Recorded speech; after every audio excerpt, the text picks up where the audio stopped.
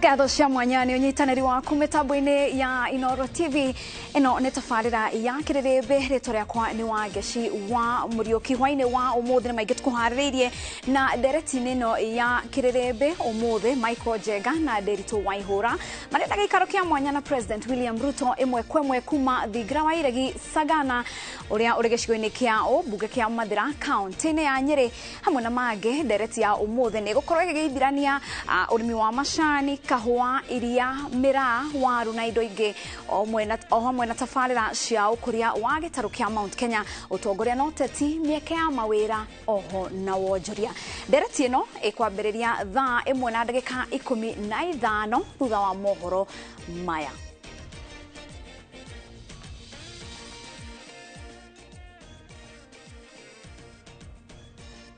Maria tukuharĩrĩirie Inoro hwainĩ.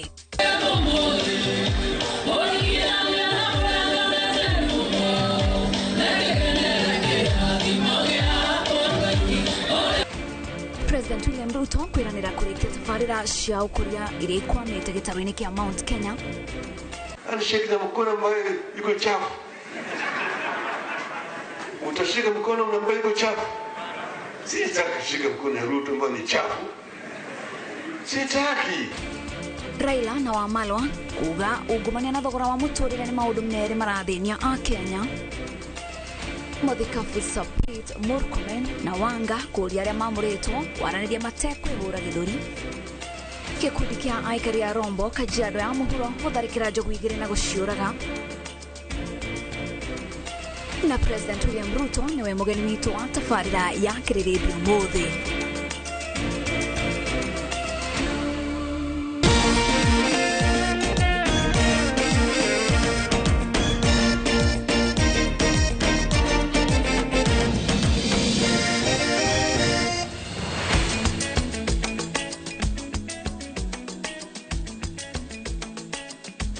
Mutauri tuna njira ya sheko ni wagere wa masharia tukiabiria mohoro maito. President William Ruto niereire aikari a gĩcigo gĩa gatagati wa bũrũri atĩ tafarĩra iria ciothe irugamĩte na ikũrĩkio na nyingĩ ciacio ciambĩrĩrio gwakwo ihinda-inĩ rĩa mĩeri ĩrĩ yũkĩte na itikũrũgama rĩngĩ.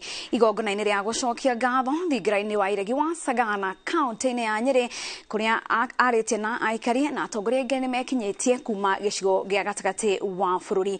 Mũnini wake Rigathi Gachagua augete wake rikiumia giukite president niagakorwo na giikaro na magavana othe a gĩtarũ gĩa gatagati kwarĩrĩria mĩtaratara ya thirikari ya ũkinyanĩria wa tafarĩra iria yereire mũingĩ. To thank the Lord. And the reason the Bible says Jesus told them what tradition as we move. Na mimi nataka niwahakikishie watu wa mlima na watu wa Kenya ya kwamba sitawaangusha.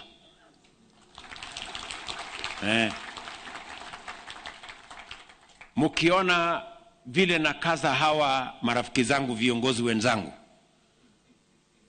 ni kwa sababu mimi sitaki aibu ya kuangusha. We will not fail you. Na ndio mnaona hii kazi tunafanya na bidii na kujitolea. Hii State Lodge, Your Excellency, tumekuomba kwa sababu tumeanza na maombi. Please transform this State Lodge to be a place of peace, love, and development. Your Excellency, we want to assure you of the people of Mount Kenya that all the Mount Kenya people require is for the promise to be kept. There are roads that you promised during campaigns. There are dams you have promised us. There's resources. We will be discussing them for the next couple of days. Mũtongoria wa ngwatanĩro ya Azimio la Umoja Raila Odinga augete ndakũgũagũa gũtindĩka thirikari ya Kenya Kwanza kũgũithia ngarama ya mũtũrĩre amu a Kenya nĩ ahinyĩrĩrĩku. Akĩaria arĩ kaunti-inĩ ya Nyamira kanitha-inĩ wa St Peters igongona-inĩ rĩa gũkũngania mbeca, Raila augete ndarĩ na thĩna na kunanĩra njũng'wa na President William Ruto ĩndĩ ataũkwo atĩ ndarĩ kĩenyũ gĩa thirikari ya renda otiga mugambo wa mũingĩ wĩiguo. Ihinda-inĩ rĩu Eugene Wamalwa na atongoria angĩ mwahũ-inĩ ũyũ maugĩte ona mathi metha-inĩ kwaranĩria na thirikari ĩmenyage atĩ thogora wa mũtũrĩre nĩguo kambĩrĩria kwarĩrĩrio mau mangĩ macokerere. Nataka kuwa ndani ya serikali ya Ruto Mambo yanataka handshake. Handshake na mkono ambayo iko chafu. Utashika mkono ambayo iko chafu. Sitaki kushika mkono ya Ruto ambayo ni chafu. Sitaki. Na hatuna haja hata na zile ofisi ambazo wewe unataka kupea marafiki zako. Lakini hayo ni mambo tutajadiliana. Yetu sisi, bei ya unga ifanye nini? Bei ya sukari ifanye nini? Stima ifanye nini? Muthikabu munene wa kanitha wa Anglican guku bururi-ini Joseph Ole Sapit ni uritie atongoria ngwataniro cia Kenya Kwanza na Azimio la Umoja aria mamuritwo gutongoria miario ya wiguano guteaniria mirugamo miruru na kwambiriria miario orio. Ritana ria Sapit rinyititwo mbaru ni Minister Kipchumba Murkomen na Governor Gladys Wanga aria moritie Kimani Ichung'wa na Kalonzo Musyoka gutiga kwihura githuri na kwandikanira marua indi mambiriria cikaro cia miario iria erigereirwo kuhorohia ndugamano cia kioteti iria ikoretwo kuo. Tumeanza kuona maneno na matamshi makali kwa virengo vyote viwili ambayo inatishia ile nafasi ambayo Wakenya walikuwa wameona kuna matumaini ya mazungumzo ili inji iweze kupata maendeleo na iweze kuendelea kwa pamoja. Hii mabarua mingi wanaandikiana nini? Si wapigiane simu na wakutane na waanze mkutano. Kwani hii ni mara ya kwanza watu kuongea? Kwa nini lazima waongee kwa mabarua? They just call themselves.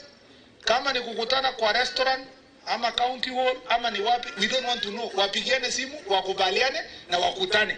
Hata wale wanasema hakuna nusu mkate, hata sisi hatutaki hiyo nusu mkate. Wacha tuongelee tu hii maneno, but let us come in good faith, let us come in respect. Tukuje kama tunaheshimiana, ndio tunaweza peleka Kenya mbele pamoja. Tobe tuhumuke o hanini tuno ni turashoka tuthi na mbere na mohoro mangĩ.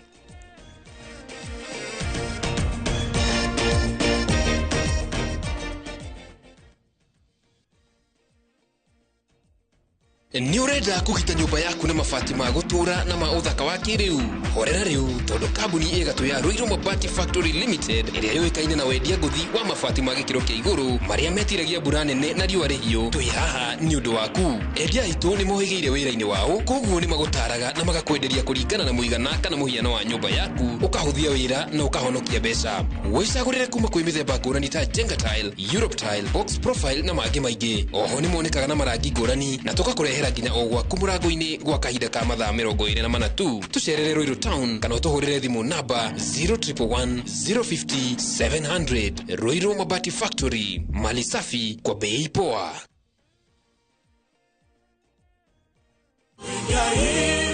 Wajoriwe mwega wangwa ngororete ku indi mwega takinya Brico Homes ene igwete mena project teacher negwa mena project teacher eretwo Eastern Breeze nitwekinyio kuo ite Brico Homes mena ngudu thaka atiago ni nabe ine fasirire na ino ni phase 1 kwena 2 na 3 siroka jetagwo Paul Waiganja guku ni Jos Kamala na kuonio broti ni o muthenya thogora ni ngiri 480 o hamwe na marihi ma title fee. Twina open day mweri 2 mweri wa kenda niguo wigwatere broti yaku. Kwa horo makeria tuhurire thimo namba 0721077077 kana utusherere Jewel Complex Roysambu second floor kurigania na TRM. Brico Homes, a touch of fulfillment.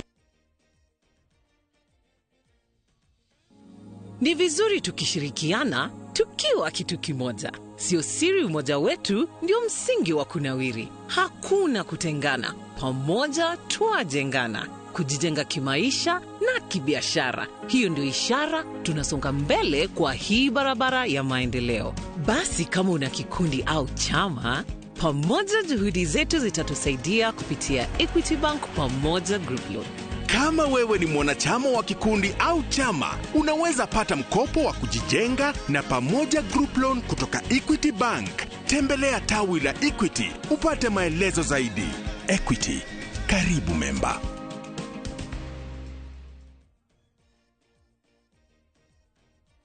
Kwa majina ni Joseph Moneki.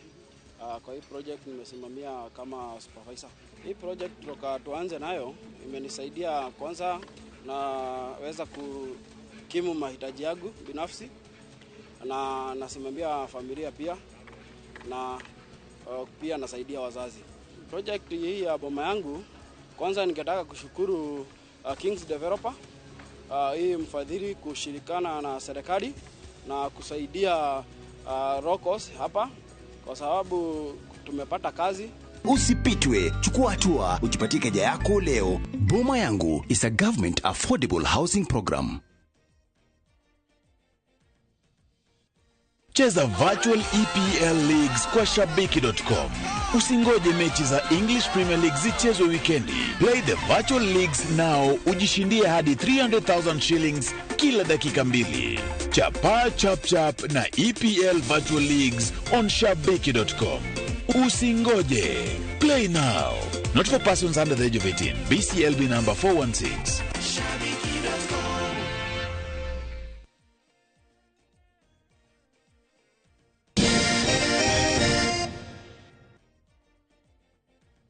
Twagucokeria ngatho ni gwikara mitambo-ini ya Inoro TV tugithe na mbere na mohoro muingi urari na marakara ni uragite njogu igiri itura-ini ria Rombo mwena wa Kajiado ya muhuro county ni ya Kajiado mari na mabanga na matimu aikari maroragire njogu icio thutha wa imwe yacio kuraga kana ka miaka iri na kuguraria nyina wa kana kau ciiko cia njogu kuingira migunda-ini na andu ni ciongererekete kumana na ng'aragu iria igomeire county ino.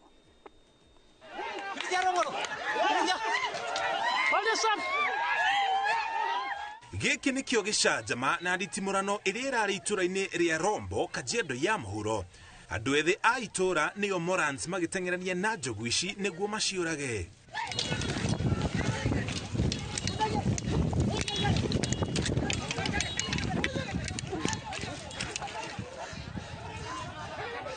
Makihuthira matimu na mabanga, anake aya maratharikire njogu ici na ruo rwa kurwo ni kana ka ukuru wa miaka 2.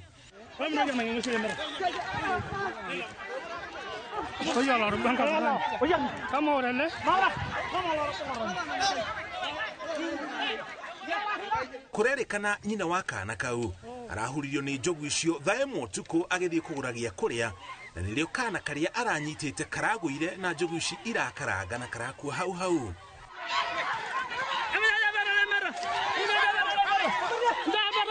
Muthia wohoro njogu ici irarathirwo na matimu na gutemagwo na mabanga nginya irakua. Ni kurari na njogu ingi ya gatatu iria iragirire gutharikira muingi no iroragwo ni maabitha a KWS.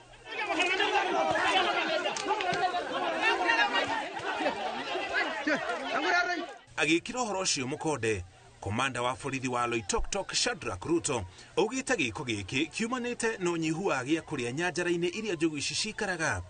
Thina wa ngurutano gatagati ka muingi na nyamu cia githaka ti undu mugeni kaunti-ini ya Kajiado kumana na wingi wa nyanjara cia nyamu cia githaka. Ni hasira hapa.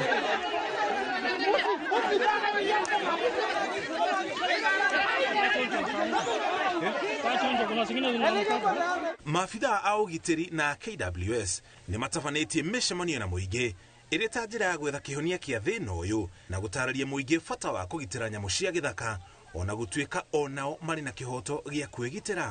Harĩ nyanjara 167 iria irĩ bũrũri-inĩ, 24 irĩ kaunti-inĩ ya Kajiado, arĩo kaunti ĩrĩa ĩrĩ nyanjara iria nyingĩ mũno cia nyamũ cia gĩthaka irũmĩrĩirwo nĩ kaunti ya Taita Taveta na nyanjara 22, nayo Narok ĩrĩ ya gatatu na nyanjara 17. Kumana na thĩna ũyũ, thirikari nĩ ĩrekereirie ciringi bilioni 5.6 nĩguo arĩa managurario kana endwa ao makoragwo nĩ nyamũ cia gĩthaka marĩhwo na marĩhi macio megũcoka na thutha nginya mwaka wa 2013. Ciringi milioni 940 nicio ciambĩte kũrekererio gũkinya rĩu. Ngĩribotera Inoro TV, njĩtagwo Mũriũki wa Mũcoki.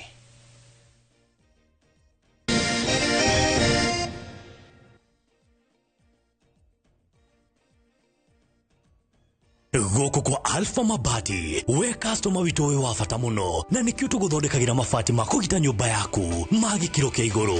Edit aria mohigireire wira-ini wao makwendagiria kiria kiagirire ni undu wa kiria urenda kugita kuringana na mithemba itu ngurani ya mabati iria tukoragwo nayo.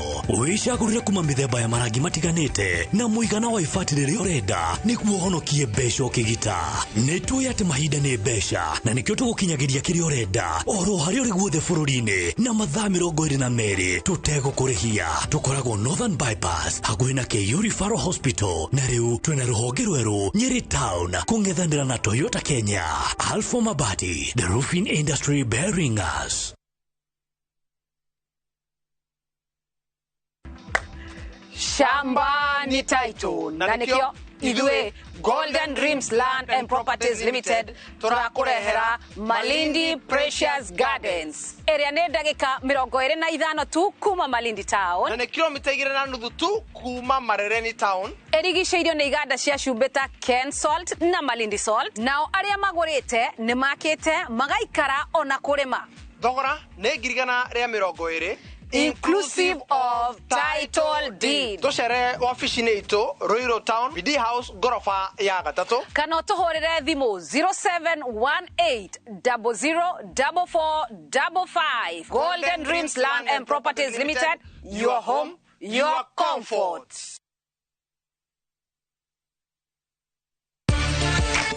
Thina wa ngothi ina thundo na njuire gutuikanga ni muthiru kaimana. Fetch Organics ne kiboko yao. Fetch Organics icokagia gikeno kia andu aingi no thaka wao, magakenga na makagia na riri. Uhoro mwega ni ati riu no wona indo ciao ciothe app-ini yao. Download app ya Fetch Organics thiini wa Google Play Store thimu-ini yaku, wetie order yaku wone ugaruruku. Oho ne tutumaga maguta thi ngima kuhitukira DHL. Tucerere Spa Mall Thika Road kana uhure thimu 0769507696 kana Naikuru Baraka Plaza na thimu ne 0740157504. Fetch Organics, thondeka ngothi yaku ethakarire.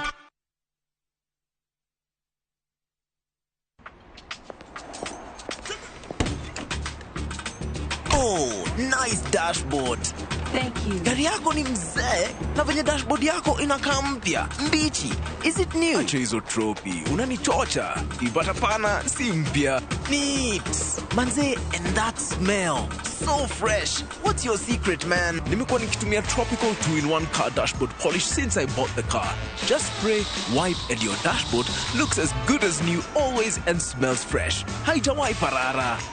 With Tropical 2-in-1 car dashboard polish, your car dashboard looks new always, fresh and shiny. Available in 4 exciting variants and in all leading supermarkets from Tropical brands.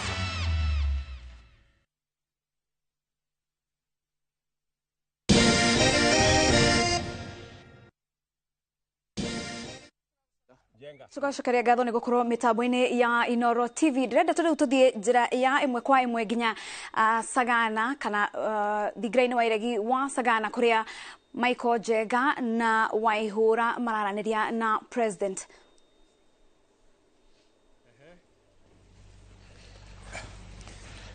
Yes, Njenga. Salama sana. Na Waihura. Nzuri sana. Very good. Yes. Nashukuru sana. Na ni karibu sana mwirori witu hwaini wa umuthi. Turoka ku imwe kwa imwe kuma thigira wa iregi guku mwena wa Sagana. Tu nyitetwo ugeni ni President Dagitari William Ruto. Nwe mugeni witu thiini wa tabarira ya Kĩrĩrĩmbĩ hwaini wa umuthi. Jamba ya wira nake twinake hwaini wa umuthi. Ukeriria ukigeithia andu. His Excellency, God is good. All the time. All the time. And all the time? God is good. God is good. And that's his nature. Tumefurahi kukuona. Thank you very much. This is God. Final. Asante. Thank you, karibu sana. Asante sana, Your Excellency, and thank you very much kutualika na having us tonight. Yes. Watu, the whole country is watching tonight. Wanataka kusikia kutoka kwako na tunataka kuangalia mambo kadha wa kadha. Kwanza tungetaka kuangalia mambo ya kahawa. Najua umeka sana umeangazia sana haya mambo ya kahawa katika nchi yetu, lakini before we start, say hi to the country. Ando ito moriega. Asante sana na hamjambo wa Kenya. Na shukrani sana kwa kupata nafasi leo jioni ya Jumapili tuweze kupata majadiliano kidogo na huyu mungwana Bwana Njenga na Waihura. na nimefurahi sana. Karibuni hapa Sagana. Asante. Katika ikulu ndogo ya taifa letu la Kenya. Na nimeshukuru sana majirani wangu ambao ni watu wa Rogoro hapa, Kiamariga pale. Nimepatiwa network ya hapa. Mzee wa mitaa nimekutana na yeye. Mzee wa nyumba 10. Unajua mimi napenda hii mahindi ya kuchoma. Napata mungwana hapo anaitwa Mwangi wa Mbembe. Ameniuzia mahindi jana. Hii dunia naona iko sawa. Asante. Na karibu sana. Kwanza tuanze na kuangazia mambo ambayo wamekuleta Mount Kenya. Upande huu umekuwa ukizungumza na watu, utakuwa hapa kwa muda fulani, about 5 days. Pengine tuanze na hapo Mount Kenya. Watu wanataka kujua Wayiraki. Kwanza ningependa kuchukua nafasi hii kushukuru watu wa Nyeri, watu wa Murang'a, watu wa Kiambu, watu wa Kirinyaga, Mount Kenya kule Embu, Tharaka Nithi, Meru, watu wa hapa Nyandarua na watu wa mlima kwa ujumla. Naam. Kwa sababu ya imani yao na kwa kura zao. Nilitembea hapa mara nyingi kwa makanisa, kwa miradi mingi. Nimekuja hapa kwa miradi mingi ya maendeleo ya sehemu hii. Niko na urafiki mwingi na watu wengi, viongozi wa hapa. Nimepata ushirikiano na wao, wabunge. Na tumefanya kazi mingi pamoja. Tangu pale tuanze safari hii ya uongozi, mimi na Mheshimiwa Rais aliyestaafu 2013 pale nyuma na hata nyuma kabla ya hiyo. Na niwashukuru sana watu wa Mlima Kenya kwa kura zao, kwa maombi wameniombea, kwa baraka wamenibariki na kura zao.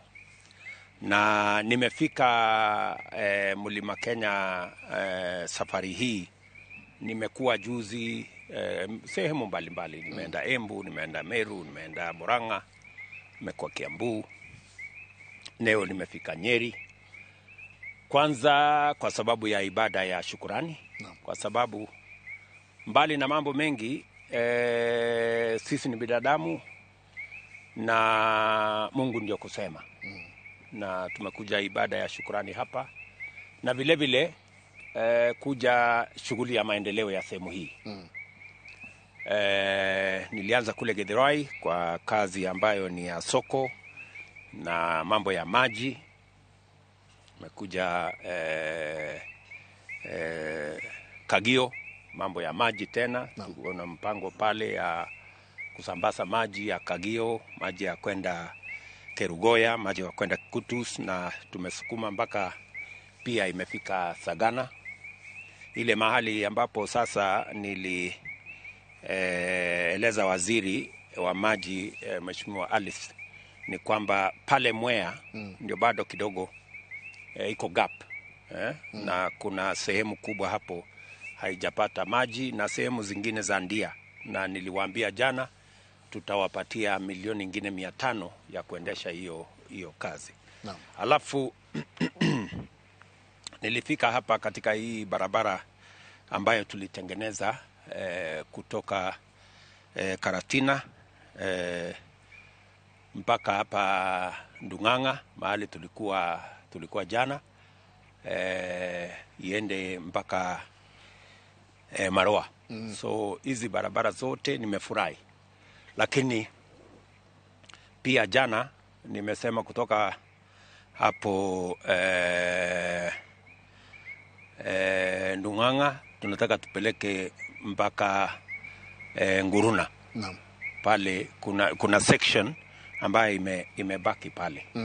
So hiyo ndio kazi mimi nimekujia, na kesho nitakuwa na shughuli nyingine ya mpango ya maji tena ya kule Tetu. Nitakuwa mambo ya barabara kule Mkuruweni. Nitaenda mpaka town pale kufungua bus park na kuongea na watu wa Nyeri town constituency. Hapa nitakuwa tena Tuesday mambo ya KCC kwa sababu mambo ya maziwa ni ya muhimu. Na mambo ya hospitali kule Kieni, na baadaye nitarudi Nairobi kupitia mpango wa affordable housing kule Gishugu na baadaye kule Thika Town. Tunaenda kufungua pia mradi wa Karemenu ambayo tumemalizia, na pia niliwaahidi watu wa Thika pale Witeithie bado tuko na shida ya maji mpaka Thika Town. So pia tuko na mpango sasa ambayo tumekamilisha ya kupeleka maji katika sehemu hiyo. Naam. So hiyo ndio kazi yangu ya kona hii kwa siku chache zilizo mbele yangu. Naam. Yes. Waihora. Sasa His Excellency, umemalizika tangu utoe uongozi. Yes. Na eneo hili lilikupatia kura 47%. Ukiangalia nyuma mwaka mmoja, nini unaweza kujivunia? Mimi nafurahi kwa mambo kadha. Number 1, niliahidi watu wa sehemu hii ya mlima vile niliwaahidi wa Kenya wengine kwamba tutatatua jambo ambalo ni la muhimu sana kuliko mambo mengine yote Kenya, mambo ya elimu ya watoto wetu. Unakumbuka wakati wa uchaguzi tulikuwa na matatizo makubwa sana ya CBC. Kulikuwa na changamoto kubwa, watu hawajui watoto watasoma, sijui wataenda standard 6, sijui wataenda secondary school wakitoka hapo grade 6. Na kazi yangu ya kwanza nilikuwa ni kuweka ile jopo ambayo ilishughulikia mambo haya na kuyatatua. Furaha yangu leo ni kwamba tumetatua matatizo ya CBC. Watoto wetu sasa wako na mpango ambayo inaeleweka ya masomo. Jambo la pili, tulikuwa na matatizo makubwa ya walimu. Nimeajiri walimu ndani ya miezi 8 imepita, walimu 55,000. 56,000 to be exact. Walimu ambao hawajawahi kuajiriwa wakati mmoja katika taifa letu la Kenya. In 1 year. Nimesuluhisha matatizo yaliyoko katika mambo yetu ya TVET. Watoto wetu walikuwa wanaenda kwa TVET, hakukuwa na mpango kamili ya vile watasoma, mambo ya scholarship, mambo ya capitation. Hiyo maneno tumeyatatua. Tulikuwa na matatizo makubwa katika university. In fact, universities zetu nyingi karibu zilikuwa zinafungwa. Ya Karatina hapa, ya Murang'a, ya Embu. Haya universities yote, Meru University na universities zetu zote za Kenya walikuwa na madeni karibu bilioni 60. Tumeitatua hiyo shida, tumeketi chini in the last 1 year, tumekubaliana na vice chancellors, tumekubaliana na councils, tumekubaliana na wizara, na tumebadilisha vile watoto wetu watakuwa wanasoma. Hapo mbeleni tulikuwa tunatoa grant kwa university, na ile grant tumetoa kwa university haikuwa haieleweki inatumika vipi. Sasa tumebadilisha. Sasa tunapatiana scholarship kwa mwanafunzi.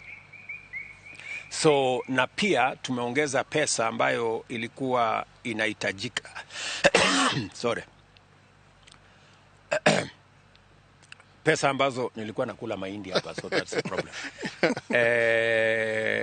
Pesa ambazo zinahitajika kwa TVET tulikuwa tunatoa karibu bilioni 5, 5.2 billion.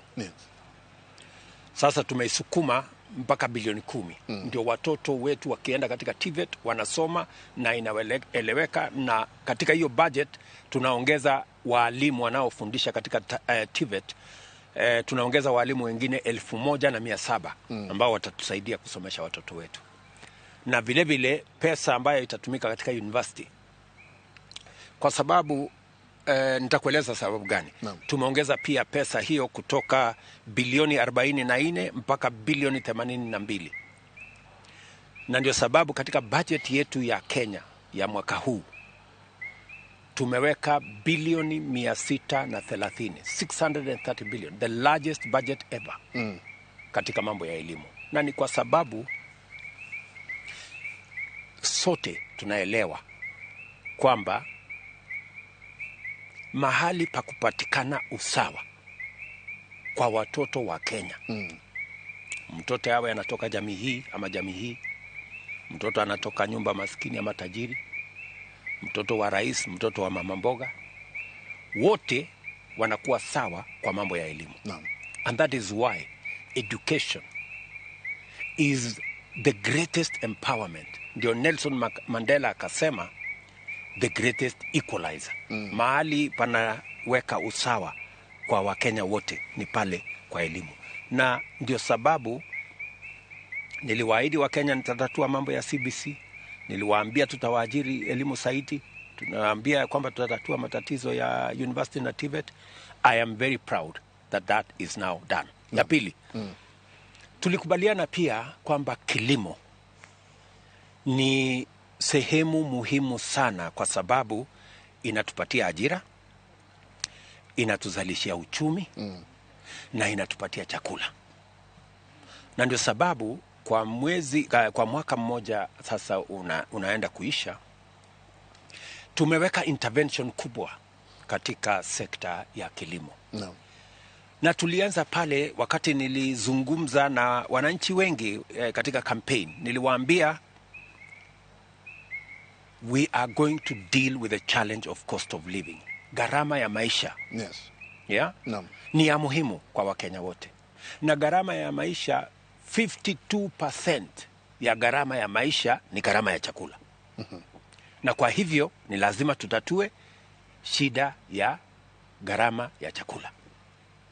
Pale mbeleni ndugu zetu waliotangulia walisema kutatua gharama ya chakula ni kwenda kufanya subsidy ya unga. Kumaanisha ya kwamba unaenda pale kwa mahali unga inasagwa, unaenda kufanya subsidy hapo.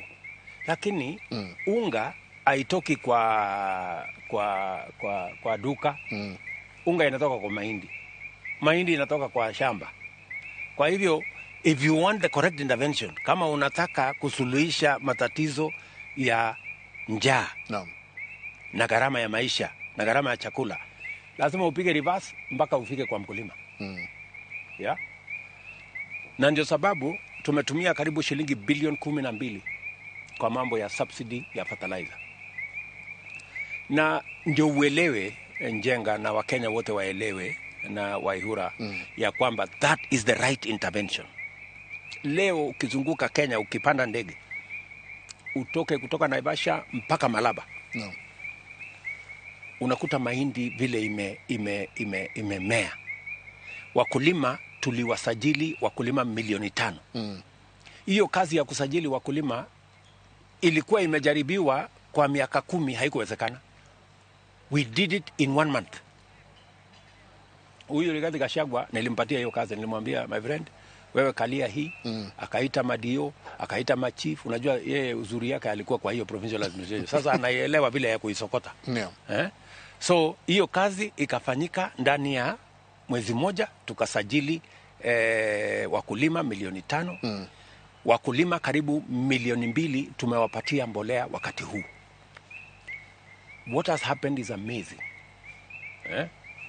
Na ile bei tulikuwa tunafanya mbolea last year, ndio hata wakulima tukapata hasara kubwa. Wakulima hawakuzalisha chakula ya kutosha kwa sababu tulipata pengo ya karibu magunia milioni 10. We could not. Kwa sababu kama unauza mbolea 7,000, wakulima ngapi wataweza kununua? Wachache. Na tena tukaondoa brokers. Hata pale kukiwa na mbolea kuna brokers, kuna wakora. So this time round tulifanya mambo mawili. Tuliteremusha bei mpaka 3,500, tukasajili wakulima na tukawaweka katika mtandao. Hakuna mkulima alienda, kwa sababu kila mkulima katika hiyo mtandao inajulikana wewe ni mtu wa eka 3. Uweze kununua mbolea ya eka 20 because pale tunajua wewe ni mtu ya eka 3. Wewe ni mtu ya eka 20. Wewe ni mtu wa eka 30. So unauziwa mbolea inayotoshana na shamba yako. Tukaondoa brokers ambao wanatuletea hasara. Tukafukuza wakora ambao wanatuletea hasara.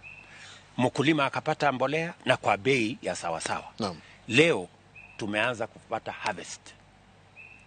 Na mimi nataka niwatangazie Wakenya vile nitangaza juzi ya kwamba ile mbolea ambayo tumetoa, our statistics ilikuwa inaonyesha mwaka uliopita tulipata magunia milioni 44 for the whole year.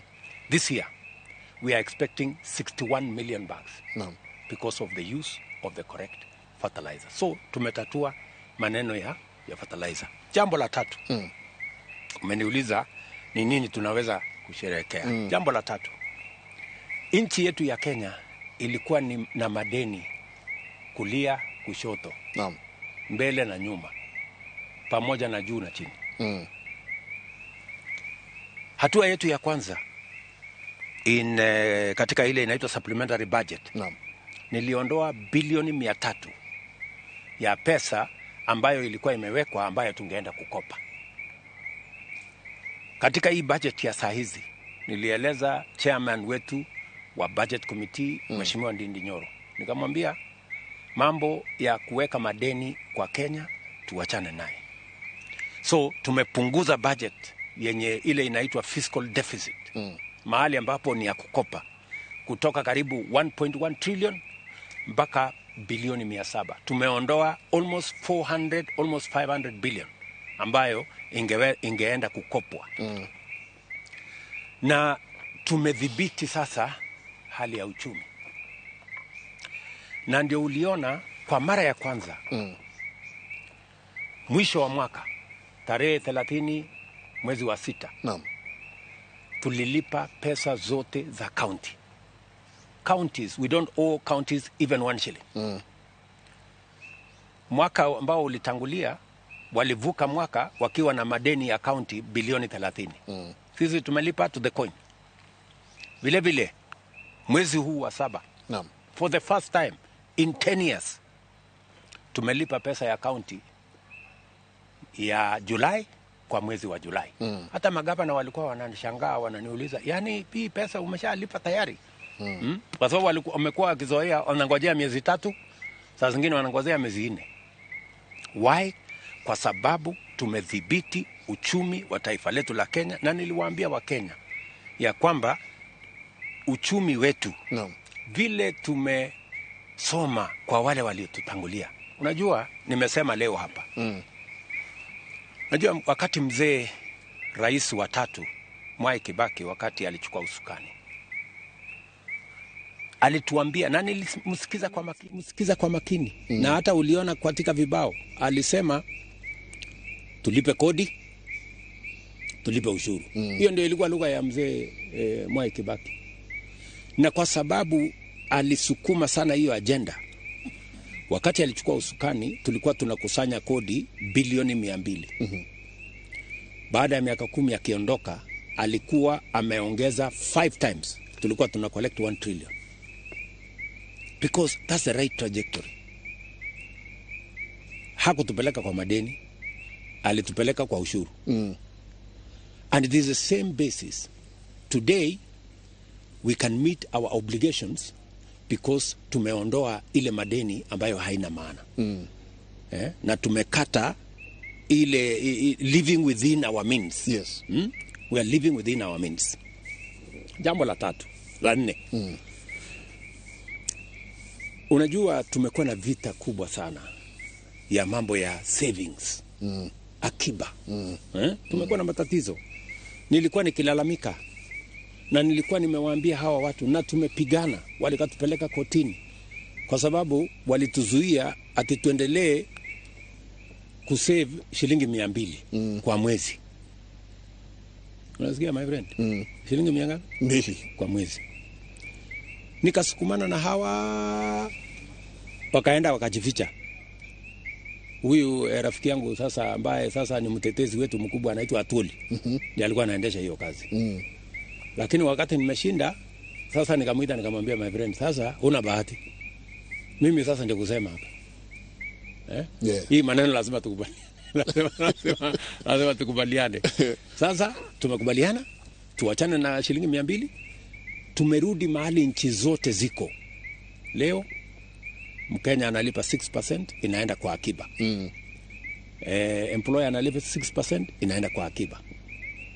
Ile pesa ambayo tulikuwa tunaweka kwa akiba shilingi bilioni 1.3, leo tunaweka akiba shilingi bilioni 6 kila mwezi. Kumaanisha ya kwamba we are growing our savings base. Ndio tuwache kukopa pesa ya watu wengine. tuwe na akiba yetu kama wa Kenya. That is how we are going to build this nation. Mimi nataka nikueleze my brother. Yes.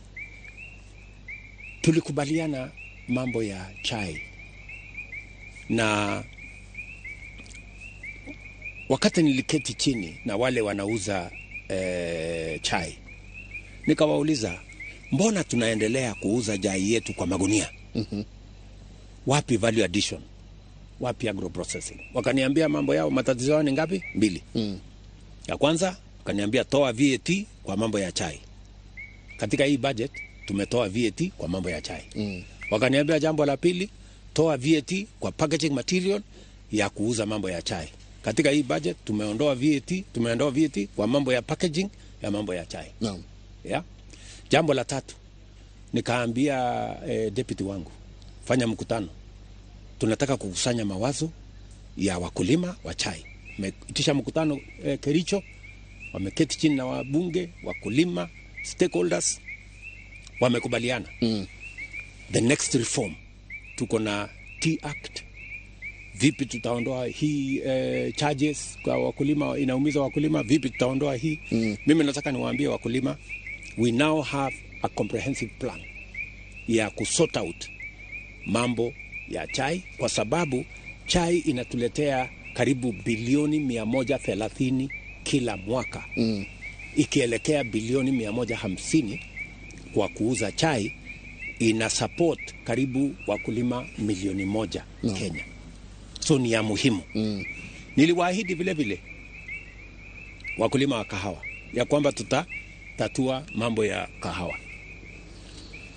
Mpango yetu ni kuongeza mazao ya kahawa kutoka 50,000 tons, 80,000 tons in 1 year, 200,000 tons in 5 years.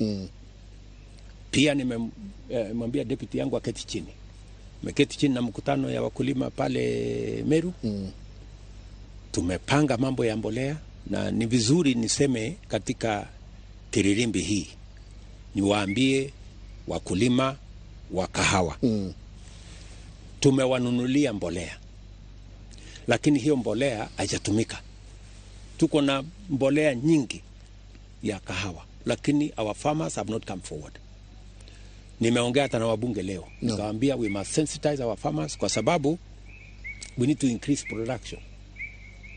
Mbali na ile mpango sasa tumeweka ambayo deputy wangu aliketi chini na stakeholders wakakubaliana, kufukuza cartels, kuondoa mabrokers, kustraighten hiyo biashara yote ya chai. Hata auction ilikuwa naleta matatizo, lakini sasa tume license wale ambao wanatumia wako kwa auction vizuri, lakini bado tunachunguza. Naam. Bado kuna kizungumkuti hapo, lakini tutatatua. I want to commit to our farmers in Kenya wa kahawa. We have the best coffee. Na mimi nataka niwaulize wakulima warudi kwa kilimo ya kahawa, kwa sababu na wanalia sana mheshimiwa rais, pale kuna pesa tutaitatua. Iko shida. Wanalia sana, wanasema cartel, hii mambo ya kahawa. Cartel ndio sasa hii assignment yangu. Hiyo cartel mimi watakutana na mimi head on, kwa sababu we have the best coffee.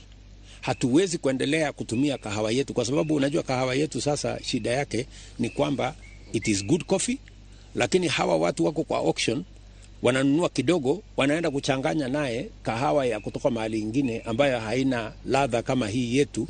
That's why wanatumia kahawa yetu 5%.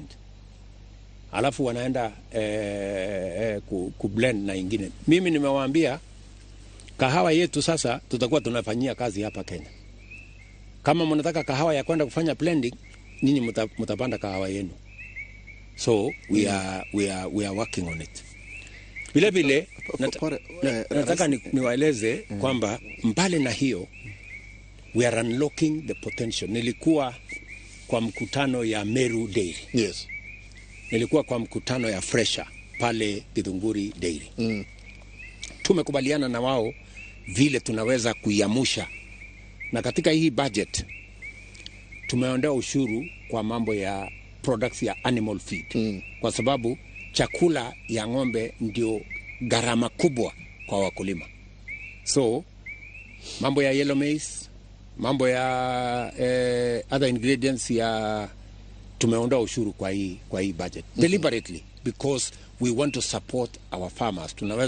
Tunataka kuwasaidia wakulima wetu ambao ni wa maziwa. Jambo la pili, tulikuwa na mpango ya milk coolers kwa sababu pale chakula, unajua maziwa ni very perishable. Tulikuwa na mpango ya 600 milk coolers ambayo tulikuwa tumenegotiate. Watu wengine kwa ukora wakakuja wakaizima kwa sababu hawakutaka wakulima wakuwe na mechanism ya wao wenyewe kuweza kujiongezea ile value addition. We have unlocked. Nimetuma waziri, ameenda Poland, tumekubaliana because it was an ongoing project. Yes. Ilikwama for 4.5 years. Mimi natangazia wakulima ya kwamba in the next 2 months, kabla ya mwisho wa mwaka huu, tutakuwa na 600 milk coolers. Watu wa Nyeri kwa mfano hapa, tuko na milk coolers yao 30 ambao itawasaidia kukusanya maziwa, kwa sababu mbali na kuongeza vile wataweza kuzalisha maziwa zaidi, tunataka sasa waingie katika value addition, tuende katika processing ndio waweze kupata pesa zaidi, kwa sababu tunataka kutumia kilimo kuzalisha mali katika taifa letu la Kenya, pia tukizalisha ajira na tukiongeza pesa inafika kwa wakulima. Roughly, mbali na ile mpango sasa tumepanga ya housing, mbali na mpango ambayo tuko naye ya county aggregation industrial parks, mbali na mpango ambayo tunataka, umeona juzi tumetangaza soko, tunataka kujenga masoko 400 Kenya, kwa sababu tunataka wafanyabiashara wote wafanye biashara mahali kuna usafi, mahali kuna maji, mahali kuna stima. Hiyo mpango yote iko katika mpango yetu. So I am very proud of the record that we have put in the last 1 year. We have stabilized our economy, we have stabilized our education, we have stabilized our agriculture, and we are now on course in building a firm foundation ya kupeleka taifa letu mbele. Rais, kuna jambo moja, kuna coffee share fund, sijui kama unaifahamu. Naifahamu sana. Takriban shilingi bilioni 2 na nusu. Ilikuwa bilioni 3. Bilioni 3. Sasa wakulima wa kahawa wamekwama nayo kwa sababu hao cartel wameharibu soko ughaibuni. Tulipokuwa tulikufuata jana, tulipokuwa tunakuja hapa, wakulima walikuwa wanasema kabla hujamaliza hii vita kuregister marketers nini, wanataka pesa ya kulipa school fees na Christmas. Sasa hizi uchukue hii 2 bilioni 2.5 bilioni uwapatie wewe unapigana na cartels, rais. Ndivyo tuambia jana. Sikia Waihura, tunaamini ya kwamba inawezekana to sort out. Tumepanga kwa mfano tarehe 15 ambayo ni hii wiki inayokuja, tumepanga soko ya mambo ya kahawa.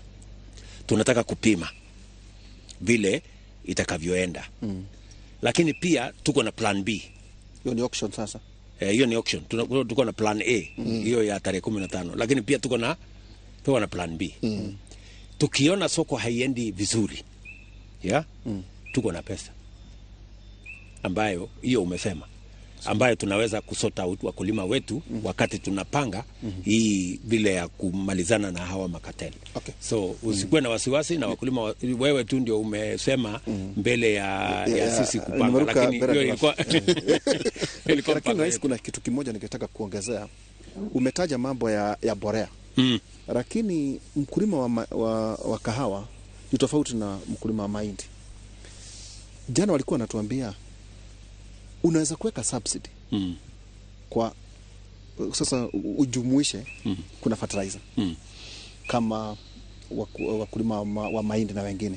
Sasa kwa hawa wakulima wa kahawa uongeze copper, uongeze pesticides na uongeze foliar. Sasa walikuwa nauliza, mkipatana na rais umwambie aweke subsidy kwa hizo inputs kwa mkulima wa kahawa. Hapo wakasema ukifanya hivyo usipo tofautisha mambo hayo ya cartels, serikali yako haitapata manufaa na wakulima hawatapata manufaa. So akasema ujibidishe zaidi. Unajua Bwana Waihura, ukiwa upande wa serikali lazima uwe mwangalifu sana, kwa sababu unajua unafanya kazi mahali ambapo kuna watapeli wengi. So ukichanganya, useme unafanya subsidy hii, alafu unafanya hii, alafu unafanya hii, makosa itatokea mahali. Ni rahisi ukiconcentrate kwa kitu moja. Najua hata wakulima wa ngano, wa mahindi, hata wa chai wanatuambia pengine mngetuongezea subsidy ya mbegu, pengine mngetuongezea subsidy ya hii, pengine tukienda katika hii na hii na hii na hii tutachanganya na tutapotea. Badala ya kuongeza subsidy katika mambo mengine, heri tupunguze subsidy kwa mbolea zaidi. That's why hata kwa mambo ya kahawa mimi nimeambia waziri, tuseme kwa mfano saa hizi tumesema mbolea ni 2500, si ndio? Yes. Tunaweza kwa sababu tunaona ile ya kahawa haitembei, tunaweza kuipunguza hata zaidi, tuiteremushe ikuje 1000 ama 1500, ili pesa ile mkulima angetumia sasa aende afanyie hiyo kazi nyingine. Wewe unasema hiyo ya folio, hiyo ya folio, kwa sababu hatutaki kuchanganya mambo mingi, kwa sababu ukienda na hapa na hapa na hapa na hapa utapatikana hapo na kutakuwa na shimo, alafu corruption itaingia, alafu itaharibu mambo yetu. Tumekusikiza na tukasikia umetaja mambo ya maziwa. Sijui kama rais umeelezwa kwamba kuna maziwa inatoka nchi jirani na inaharibu bei ya maziwa. Baadhi ya societies hawajalipa wakulima. Bei imeshuka kutoka shilingi 50 mpaka shilingi 48 hivi. Na tulisikia wakati mmoja naibu rais Ligiji akisema mmekataa, hakuna maziwa itatoka nje tena. Iweje rais? Kwa sababu ya biashara ya EAC, kwa sababu pia tumeweka sahihi mkataba ya Africa Continental Free Trade Area. Ile tumefanya ni kwamba kuna maziwa saa zingine inatoka katika nchi jirani ambayo sio maziwa imetoka kwa mashamba yao, ni maziwa imetoka Ulaya, imepelekwa kwa factory hapo kwa hiyo nchi jirani, imefanywa reconstitution, na wale wanafanya hiyo kazi ni kampuni ya biashara ambayo iko Kenya. Unaona sasa hiyo kisirani. Alafu sasa wanataka kupitishia nchi jirani, kwa sababu ile tulifanya ni kwamba tulifunga, tukasema hauwezi kulete maziwa powder milk kutoka nchi nyingine ukuje ureconstitute hapa Kenya uuzie wa Kenya na hawajanunua, wakulima hawajanunuliwa maziwa yao. Sasa kwa ujanja, kwa sababu tumefunga powder milk yenye inakuja Kenya, wakaenda kupeleka powder milk wapi? Nchi jirani. Wakaenda wakafanyia maneno hapo na kupeleka. Sasa hiyo ndio tumekataa, na tumeketi chini na nchi jirani tukawaambia, kwa sababu tunaheshimu soko ya EAC na tunaheshimu soko ya Afrika, lakini hiyo soko ni kwa kuelewana ya kwamba maziwa iwe ni ya ng'ombe yenu. Sio maziwa mumeenda kununua Ulaya, mnakuja kufanya reconstitution alafu mnatuuzia. Hiyo ndio tumekataa. Tulikataa powder milk hapa kuingia Kenya. Tutakataa powder milk ambayo imepelekwa Uganda ama imepelekwa nchi nyingine ati inaenda kufanyiwa reconstitution na kuletwa Kenya. That we have refused. Mheshimiwa Rais, pengine tuingie katika gharama ya maisha. Ndio. Cost of living. Yes. Ni jambo ambalo kila Mkenya popote pale anazungumzia, anauliza tutafanya nini gharama ya stima, tutafanya nini gharama ya fuel, tutafanya nini gharama ya chakula. Kama kuna kitu imezungumziwa Kenya hii ni unga na sukari. Naona hata hapa wanatutumia SMSs, wanauliza cost of living, Your Excellency. Tuko katika mpangilio upi kama nchi ya Kenya kupunguza gharama ya maisha? Mambo matatu. Jambo la kwanza, tuelewe kwamba gharama ya maisha imepanda, sio Kenya peke yake. Ya, sio Kenya peke yake, duniani kote. Ya kwanza. Na imechangiwa na mambo kadha. COVID-19 ilileta hasara kubwa duniani kila mahali. Watu walipoteza ajira, wengine wakapoteza kazi, wengine wakakosa hata kuendelea na kazi zao za shambani, kukakuwa na matatizo. Ya pili, fertilizer ambayo tumekuwa tukiagiza kutoka nchi ya Russia, Ukraine, grains ambazo tumekuwa tukiagiza pia zikapanda bei kwa sababu ya ile vita iko huko, ikazuia. Umesikia kitu inaitwa the grain deal, yes, ya Black Sea, ikaleta matatizo. Hiyo ni moja. Hapa Kenya, kwa sababu ya kukosa kupanga, na ndio nilikuwa nakueleza, hatukusupport wakulima wetu. Ndio shida ikatokea kwa sababu ya mbolea kupanda bei. Wakulima hawakuweza kulipa kununua ya kutosha. Ile production yetu ikaenda chini by almost 10 million bags. Ndio ikasababisha gharama hapa Kenya kupanda hata zaidi kuliko nchi zingine. So, ni nini tumefanya kama serikali? Ya kwanza, vile nilikuambia, tumesema we must support production. Ndio tumeenda kwa wakulima wetu, and mimi nafurahia wakulima wetu ni watu wazalendo. Wamefanya kazi ambayo sijawahi kuiona kwa sababu tumewasupport. Hiyo ni moja, production. Jambo la pili, mambo ya stima.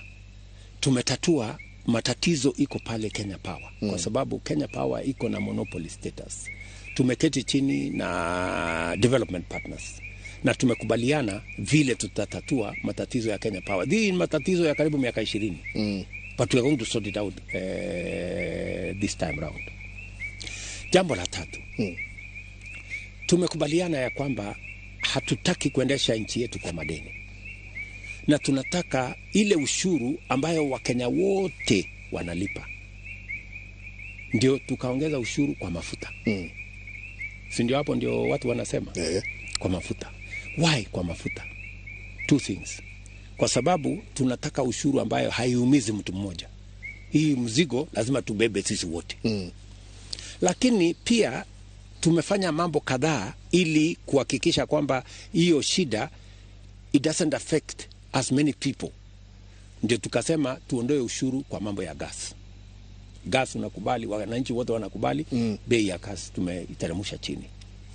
Namba ya pili, tumeondoa ushuru wa mambo ya petroleum levy. Yes. Tumeondoa ushuru kwa mambo ya IDF. Kwa sababu tunatafuta pia mahali tunaweza kubalance. Especially mahali mwananchi wa kawaida anaweza akapata kuumia. So hiyo ni mambo tumepanga, na ni kwa sababu we must balance between our ability to support our economy and also manage the cost of living. You know? Yes. Na nilikwambia, why are we, mbona sisi tunaelekeza mpango yetu sana kwa kupunguza gharama ya chakula? Ni kwa sababu 52%, 52% ya gharama ya maisha ni gharama ya chakula. Kumaanisha ukisort out gharama ya chakula, you make a big dent in sorting out the cost of living. Na ndio unaona tumeelekeza mipango yetu mingi katika kusupport wakulima, kwa sababu tukisupport wakulima we will make the biggest impact, you know, katika kusort out maneno ya cost of living.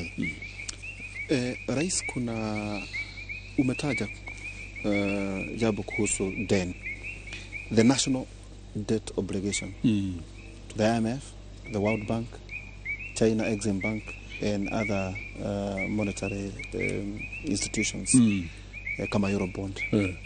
Sasa labda unaweza kutuambia kiwango hiki ndicho tutalipa IMF, World Bank and Chinese. Ili Wakenya waelewe zaidi, kwa sababu wewe ulipokuja katika uongozi ulisema wewe hutakopa, ndivyo ulisema kuliko utawala uliopita. Lakini fununu hapa tu unajua, tunasikiza watu wanasema hapana, rais tangu atoe utawala tangu mwaka jana amekopa zaidi ya trilioni 1 na bilioni 300. Labda uko na nafasi na wamekuambia ile nimelipa. Hapana, sasa ukopa utobi kwa sababu hawajui sasa, na kwa sababu kopa labda unaweza. Wacha nikueleze hivi bwana Waihura. Mimi niliwaambia Wakenya ya kwamba tutakuwa waadilifu, tutakuwa na makini katika mambo yetu ya uchumi, na kama kuna decision moja ambayo nilifanya ambaye leo mimi nafurahia kama rais wa Kenya ni kwamba niko na watu ambao nimewaweka katika ofisi yangu ambayo kazi yao ni moja, karibu watu 8, kazi yao ni moja, kufikiria mambo ya uchumi. They are called economic advisors.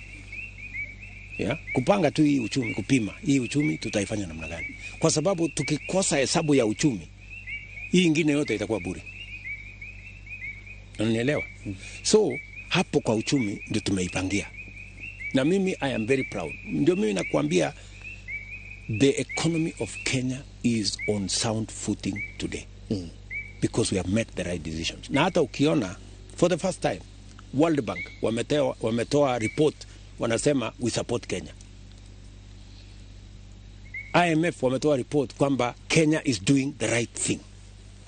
Kawaida uanga kuona mabishano, World Bank wanatusukuma, sijui IMF wanatusukuma. No, this time round we are aligned because we are making the right decisions. That's number one. And why are they saying we are making the right decision? Wanasema hivyo kwa nini? Kwa sababu mimi mwenyewe ndio niliamua kwamba hii serikali haitakuwa serikali ya kukopa kiholela. Huwezi kusema you cannot borrow because that's not possible. Lakini huwezi kuomba pesa ndio unasikia nimepunguza ile pesa tunakopa from 1.1 trillion to 700 million. Yeah? Because we have gaps. Na pole pole, you know, nimereduce kwa wale ambao wanaelewa. Wakati nimechukua usukani tulikuwa 6.5% fiscal deficit. Mwaka huu tumeiteremsha chini mpaka 4.4%. Nataka inisukume mwaka ujao mpaka ifike 3.6 or thereabout. Nia yangu ni kwamba itafika siku, God willing, before the next 10 years we will be at zero. Tutakuwa tuna mambo yetu tuna balance, hakuna maneno ya kwenda kukopana. Umeniuliza jambo la kusema ya kwamba iko China, iko World Bank, iko IMF. Mimi nataka nikwambie bwana Waihura,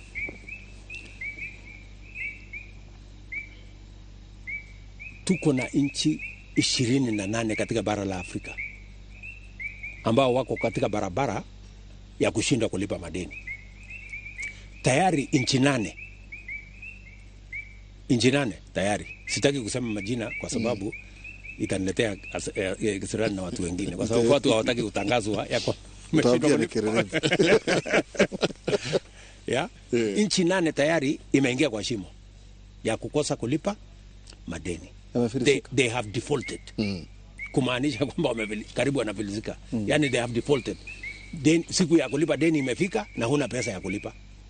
Kwa hivyo na hutaki na huna, lakini sasa utafanya nini? Huna. Nchi 8 tayari katika bara letu la Afrika. Yeah?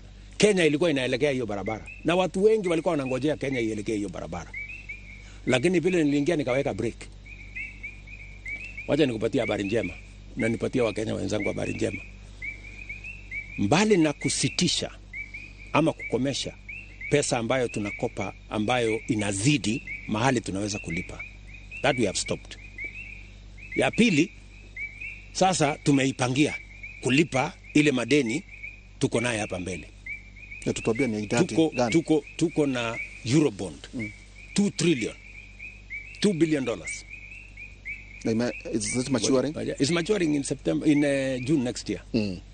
Sasa kama wewe ni mtu wa kufuata mtandao na habari, sisi tumeketi chini, niko na mungwana anaitwa Profesa Ndungu ambaye ni waziri wangu wa pesa. Mtu amesoma profesa, si mtu wa hivi. Na niko na wale economic advisors. Na mimi mwenyewe daktari naelewa maneno. So tumeketi chini tukaipangia, tukasema okay, tumesimamisha hii mambo ya kukopa left, right and center. Tumeleta fiscal deficit imefika 4.4%. Lakini sasa bado iko hii Eurobond. Lazima tuipangie. Inakuja. Na watu wengi wanangojea. Kuna watu wengine ambao ni tools ya colonialist, wanaitwa credit rating agencies. Kila wakati wanasema hii pengine Kenya itashindwa. Pengine Kenya itashindwa. Pengine So tumepanga. Juzi wamesikia ya kwamba tumesema hatutaki kungoja mpaka ifike June. Tunataka kulipa hii madeni mapema. You buy back. Tumesema we want to buy this debt. Tunataka kulipa mapema. Kwa sababu unajua Njenga. Sisi tulikopa hii deni na 6.7%. No. Interest. Saa hii iko karibu 12. Hawa watu wa credit rating wanataka kusukuma iende 15. Unaona vile wanataka kutuumiza? Ni maradufu. Yaani ipande you know? So tumeipangia. Tunasema hii deni wacha tuipange. Natafuta marafiki, tumefanya. Watu wa Kenya wananiuliza, wewe umeenda sijui Germany, sijui ulienda wapi, sijui unaenda kufanya nini? Kwani mimi nitatangaza kila siku ile kitu mimi naenda kufanya? Si lazima nipange mambo ya nchi. So tumepata marafiki, tumepanga vizuri vile tutalipa hii deni. Sasa last week wamesikia kwamba tuko na mpango ya kulipa hii deni mapema kabla haijafika mwezi wa 6 mwaka ujao. Wakaanza nduru. Mbona Kenya inataka kulipa deni na haijafika siku? Mbona? Sasa nikuulize wewe Waihura. Sasa mtu akitaka kulipa deni yake kama haijafika siku, how is it a problem? Si analipa tu. Ndio. Walikuwa wanataka mgoje. Wanataka dungoje wakidhania ya kwamba tuta default. Na kama mke default, si ndio unajua pesa yao ile wanapata interest ndio inapanda juu. Unaona sasa? Wanaweza kunadi nchi.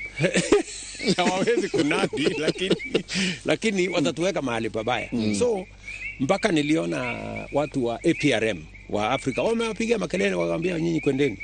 Kwani mtu akitaka kulipa deni yake mbona nyinyi mnalalamika? Na unajua shida ya hawa watu, unajua tukilipa deni mapema tunalipa na interest ya chini. Hata hiyo 12% haiwezi fika. Tunaweza kunegotiate tulipe na 8%. Hawataki, wanataka tulipe na 15%. Sasa wewe Waihura, sasa kama wewe uko na mpango ya kulipa deni yako mapema kwa interest ya chini, iko makosa. Rais nikuulize. Mbona mkiwa na brother kwa hiyo maneno? Hii mawazo.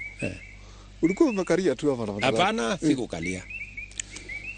Najua rafiki yangu Uhuru tulifanya na yeye miaka 5. Na tulifanya kazi mzuri. Lakini sasa wakati mtu akitendawili alikuja na maneno yake. Sasa wakanikimbiza, wakanifukuza, wakaenda kwa ingine inaitwa BBI, wakaingia kwa handshake. Mambo ya uchumi ikapotea. Mambo ya kupanga mambo ya barabara hizi zote nikuambie. Hata barabara za Maumau. Silikwama kabla ya uchaguzi. A whole year before election, barabara yote Kenya ilikuwa imekwama. Kwa sababu rais umetaja hadi najua tutakuja hapo. Tutaingia hapo. Hiyo ndio matatizo. Ni siasa. Siasa mbaya. You know, unajua sasa ukipanga siasa ambaye ni siasa tu hewa. You know? Because my friend, siasa ile ya kweli ni uchumi. Hiyo ndio siasa ya kweli. Na ndio Mheshimiwa Kibaki hakuongea mingi, hakufanya nini, lakini alipanga uchumi. Hiyo tu. Alikuwa tu hapo amekwamia hapo kwa uchumi, anaongeza ushuru. Tunalipa ushuru zaidi, anajenga hii, anajenga barabara, anajenga ushuru. That's what he did. kuna katika bajeti ya hii mwaka umeweka takriban bilioni 250 za barabara. Unajua Wakikuyu washa tu kuambia vile wanakuambia wanakuita mesia. Mesaya, labda umekuja kiuchumi kuwasaidia. 250 billion ni zipi zitakuja hapa Mount Kenya? Kwanza wacha nikueleze 250 billion ni pesa yote ya Ministry ya Transport, roads, airport, hiyo yote. Ile pesa ambayo inaenda kabisa kwa barabara ni bilioni 60. Ile ingine kulipa mshahara nini madeni nini hiyo. So hii bilioni 60 ndio inakuja kwa barabara. Na ni pesa kidogo. Haitoshi. Kwa sababu ile deni niko naye kwa barabara ni bilioni 910 pending bills 910 billion. Nasikia my friend, kuna zingine zinaweza kuwa ni hewa rais. Hakuna ya hewa, barabara ni hizi zote zimekwama. So nimepanga kwa sababu nimeona hii pesa haitoshi. So kuna marafiki nimeongea na hawa namna hii. Sitaki nikuambie mahali gani. Kuna marafiki wamenisaidia, na unaona hawa marais wanakujanga hapa, sio matembezi wanakuja. Na sio watalii. Hawakuji kuona swala. Wanakuja hapa kwa sababu tuko na maneno na wao. Na hata mimi ukiniona nimeenda sijui wapi, nimeenda nchi hii, nimeenda nchi, si utalii naenda. So nafikiri tutapata bilioni nyingine 150 mwezi wa 10. So tutasukuma mpaka ifike karibu bilioni 200 na kitu. Na ndio nataka niwaambie ndugu zetu wa mlima. Naelewa kabisa barabara nyingi hapa na Kenya mzima, by the way. Kenya mzima zilikwama. So nikikusanya ushuru hii nimepangia kwa hii budget.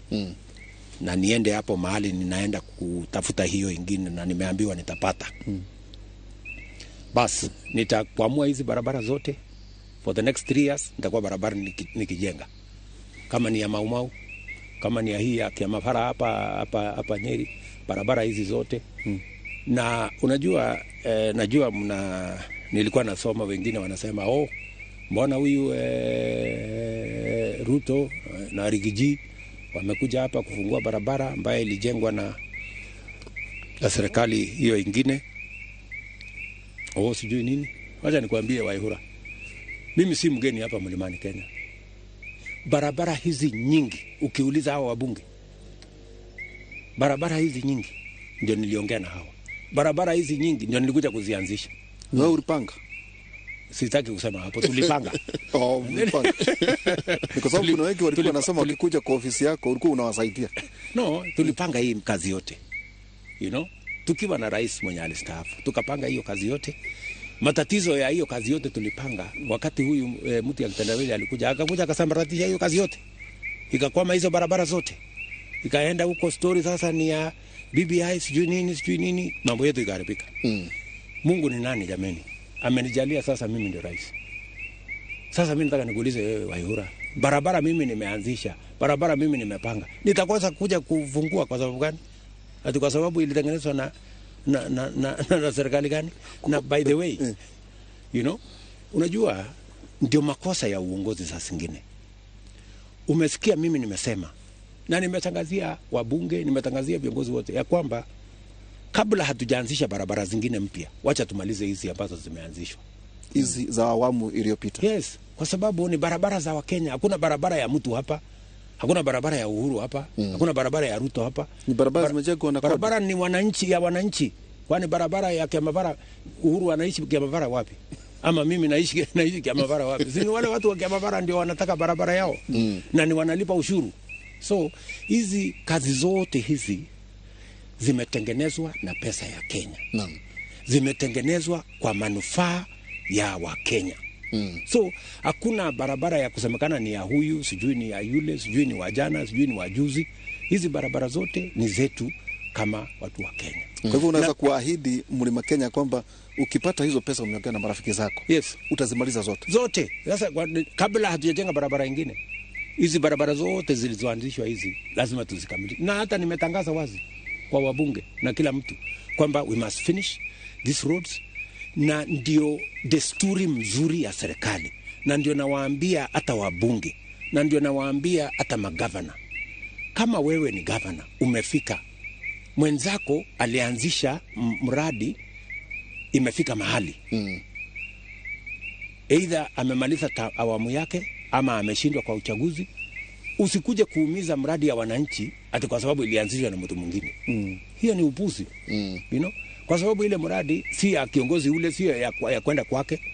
Ile mradi ni ya wananchi. Naam. So we must have the culture as leaders to understand that when you get an opportunity to serve, ukipata nafasi ya uongozi, kila kitu ambayo imefanywa ni kizuri, unamalizia, alafu unaendelea na yako. You know, that's how it should be. And that's how it is going to be. Hata CDF. Nawaambia wabunge wengi, unajua mbunge anafika hapo, anasema sijui hii ilianzishwa na fulani, anawacha shule nusu. Anawacha dormitory nusu. Ati kwa sababu ilianzishwa na mtu mwingine. What kind of leadership is that? Si unakuwa ni ubabe wa kisiasa. Anasema akimaliza hiyo atamjenga mwenzake kwa akili. Ile si ubabe wa kisiasa. Unajua a reasonable leader, yes. You look at the beneficiaries, yes. The people who are benefiting from that service. Those are the most important people. Not who started, not who ended, not who opened, not who inaugurated. The people are the ultimate beneficiaries.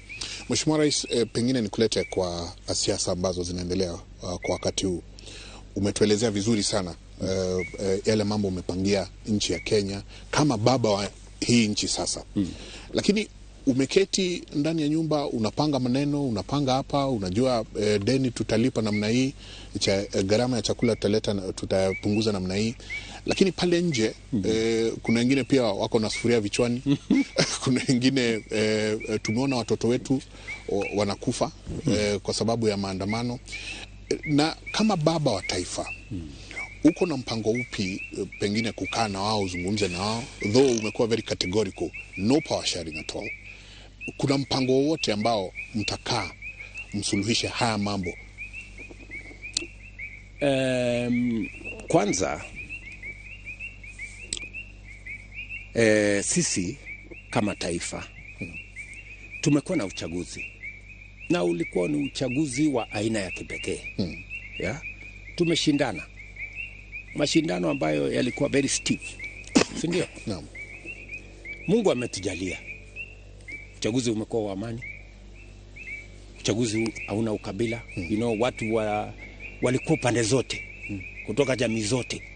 You know, tulikuwa na watu wa Azimio kutoka Central Province. Tukawa na watu wa UDA Kenya Kwanza kutoka Central Kenya. Tukawa na watu wa Azimio kutoka sijui huko Rift Valley. Tukakuwa na, you know, we had a good election. Competitive. And that is how it should be. The election must be competitive. Na wa Kenya especially, nimesema leo hapa, watu wa kutoka hapa Mlima Kenya wametuweka mahali ambapo Wakenya hawakuwa wanajua. Nimesema watu wa Mlima Kenya wametufanyia mambo mawili ambayo itaingia katika vitabu ya historia. Jambo la kwanza, walitusaidia, wakawa mstari wa mbele wakati tulikuwa tunatafuta uhuru wa Kenya. Na jambo la pili, katika uchaguzi ambao uliopita, wamekuwa mstari ya mbele kuondoa ukabila katika siasa ya Kenya. Watu hawakuamini ya kwamba, unajua kuna watu wengi walikuwa wananiambia, wewe hakuna vile watu wa mlima wanaweza kukupigia kura, watafuata ile Uhuru anasema, modhamaki sijui nini. Lakini watu wa Mlima Kenya wameshangaza wa Kenya. Wameshangaza watu wengi kwamba wamesema katika siasa ya Kenya tutaondoa ukabila. You know? Walikupigia chama bila kuwa na hata kura, bila hata kuwa na chama. ama walisema hata UDA ni yao. Walisema kwanza, wacha UDA, walisema mimi ndio wao kwanza. wanasema hii ni mtu yetu hii, wacha tupige. Unajua hata walikuambia ni wewe kingpin sasa. Anyway, so ikawa ni uchaguzi wa maana sana. Naam. Na wale kulikuwa tunashindana na wao walishangaa kwa sababu hawakuamini ya kwamba tungewashinda. So hata walikosa nafasi ya kupanga hii mambo ya vita. So baada ya miezi 6 wakaanza kusema lakini nafikiri tulishinda. 6 months later. Yes. Twende tufungue 7. Twende tufanye kitu gani? Sasa wanashangaa. Jameni. Uchaguzi iliisha 6 months ago. Ilienda mpaka Supreme Court. Kesi iliamuliwa. Rais ameapishwa. Wabunge wameapishwa. Uchaguzi imeisha. Sasa mliamuka lini baada ya miezi 6 mkaona ya kwamba atikuiko na matatizo na uchaguzi? Anyway, lakini kwa maoni yangu hawa watu walikuwa wanataka tu turudi kwa ile tabia mbaya ya ukabila na vita ambayo Wakenya walikataa.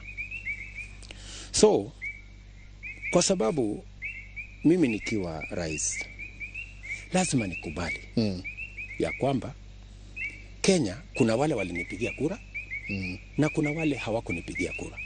Lakini wote ni wa Kenya sawa na hawana rais mwingine. Rais ni mimi. Si ndio?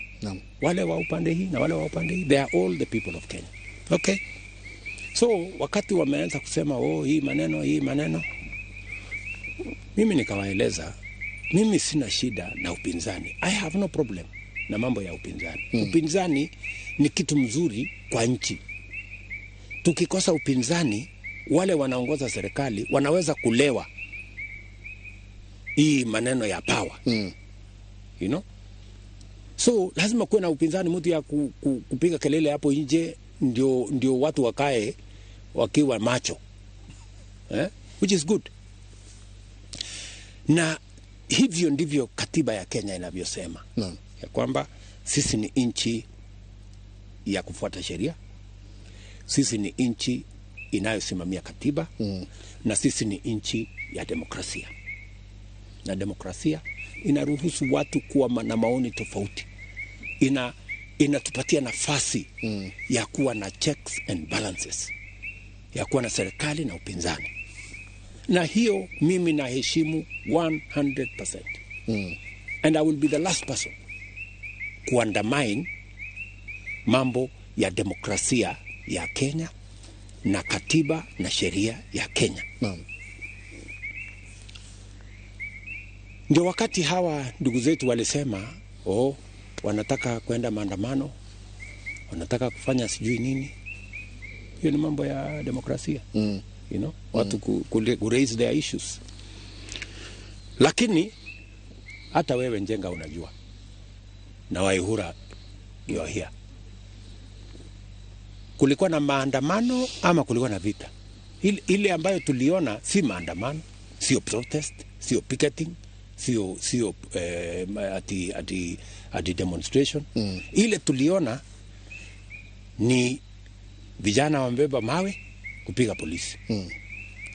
Nyumba inapigwa mawe, barabara inachomwa, biashara inaharibika, uchumi inakuwa sabotaged. Hiyo mambo yote hakuna mahali popote kwa katiba. Hakuna katiba inasema ati mtu atabeba mawe apige polisi. Hakuna mahali katiba inasema utafanya fujo uharibu mali ya umma. Hakuna mahali katiba inasema utafanya fujo uharibu biashara ya watu wengine. There is nothing like that. Hiyo ni kinyume ya sheria, ni kinyume ya katiba, ni kinyume ya kanuni zote za demokrasia. Yeah? Violent protests is unconstitutional. It is against the rule of law. It is illegal. It is unpatriotic. It is undemocratic. It undermines our democracy, sabotages our economy, and makes Kenya a state that does not look like what it should be. Na ndio nikawaambia hawa watu sasa, mahali mambo hii imefika, I am the head of state. Mbali na mimi kuwa head of government ya kuendesha serikali, mimi ndio head of state. Na head of state kazi yangu ni kuchunga mali na maisha ya kila mtu. Ndio nikawaambia sasa hii mambo ya maandamano, ya vita haitafanyika tena. And I want to promise you Njenga. Maandamano ya vita, ya kuharibu mali, kuchoma barabara, kuchoma maisha na kusababisha vijana wetu wapigane na polisi, tupoteze vijana, haitafanyika tena Kenya. Yeah? Because na nikisema hivyo naona watu wengine wanasema ati tunarudisha Kenya nyuma. Kati ya mimi na wale ambao wanapiganisha wa Kenya kulete fujo, kuharibu mali, kuchoma barabara, kuharibu mali ya nchi, kuharibu biashara ya watu, nani anapeleka Kenya nyuma? Si ni wao. So we will not allow them kupeleka Kenya nyuma. Okay. Kenya itasonga mbele. So wewe umeniuliza kama tutazungumza na hawa ndugu zetu. Mimi nimewaambia ya kwamba kama mnataka tuongee, tuko na maneno 5 tunaweza kuongelea. Jambo la kwanza, tunaweza kuongea, mnataka tuongee hii mambo ya IEBC, tutengeneze sheria. Tunaweza kutengeneza sheria. We have no problem. So long as we go to parliament, tutengeneze sheria ya kutengeneza commissioners wapya wa IEBC, mimi sina shida. Because hata mimi sina haja na mtu ambaye ati ni wa chama yangu ati kusimamia IEBC. Commissioners si wapigaji kura. Kura inaamuliwa na raia. Hawa ni watu tu ya kuhesabu, ni karani. Sasa karani atakusaidia nini kama hujaenda kutafuta kura? Si walikuwa wanafikiria kwanza watatumia hawa makarani ati kuiba kura yetu, si walishindwa? Ni namba ya kwanza. Jambo la pili, nimewaeleza ya kwamba kama mnataka tuongee, tuko na shida ya 2/3 gender rule. Kina mama wamekuwa wakilalamika, na ni kweli kwamba wanafungiwa nje. Twende to sort out. Tumekuwa na matatizo na CDF. CDF imechangia mali kubwa sana katika maendeleo ya Kenya, hasa kwa mambo ya masomo, mambo ya basari, mambo ya mashule yetu. Kasema tunaweza kujadiliana mambo ya CDF. Tunaweza kujadiliana maneno ya NGAF, tunaweza kujadiliana maneno ya Oversight Fund ya Senate, tunaweza kuongea hiyo. Hiyo ni mambo ambayo inahusu wa Kenya na maendeleo yao. Hiyo tunaweza kuongea. Hii ya cost of living, mpango yenu ya cost of living, elezeni wa Kenya. Mueleze wa Kenya hii kuweka sufuria kwa kichwa. Mueleze wa Kenya itapunguza gharama ya unga kwa njia gani? Sisi tumeeleza wa Kenya njia ya kupunguza gharama ya chakula ni kwenda shambani. Hii yenu ya sufuria hata nyinyi endeni mueleze wa Kenya. We don't need dialogue. Tunaenda kuongea nini? Jambo la pili, wanasema ati tuongee mambo ya sava. Sasa sava ilimalizwa na wananchi zamani, you know? Sasa sava tutakuja kuongea nini? Hii ni mambo ya bure, you know? So hiyo ndio maneno, lakini tumekubaliana mambo mawili ambayo hakuna kuongea. Mambo ati ya kuendesha vita Kenya, no. Jambo la pili, mambo ati ya handshake, ati sijui msumukate, hiyo maneno tulikataa. Tuliona hasara ile handshake ilituletea, ikasukuma nchi mpaka kwa madeni, ikakosekana, haijulikani nani yako upinzani, nani yako kwa serikali, ikatuletea hasara kubwa. We are not going there again. And it is as simple as that. Na tunawaheshimu hawa ndugu zetu. We have no problem with them. All we are saying is let us operate within the law. Tufuate sheria, tufuate katiba vile inavyosema, tuheshimu demokrasia vile katiba ya Kenya inasema. Waihura, what is the problem? Tukifuata sheria iko shida gani? Rais, kuna Wakenya wanauliza, kwa mfano, mkubali ya kwamba kuwe na majadiliano kati yako na kiongozi wa upinzani, kwa mfano, na mtengeneza serikali ya pamoja. Hata wacha usiendelee. Usiendelee. Wachana na hiyo story. Hiyo ni barabara telezi. That is a very, very slippery road. let me tell you, Wakenya kama tutakuwa tunaenda kwa uchaguzi alafu ile Wakenya wameamua tunawachana naye, tunakuja kuketi chini kupanga ingine hapa, tunawasumbua Wakenya kwenda kufanya kupiga kura. Hapo ndipo rais nilikuwa nauliza, hili ndio lilikuwa swali langu.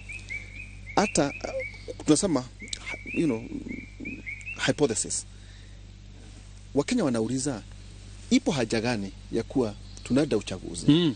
Tunatumia zaidi ya bilioni 40 kuandaa na kufanya uchaguzi.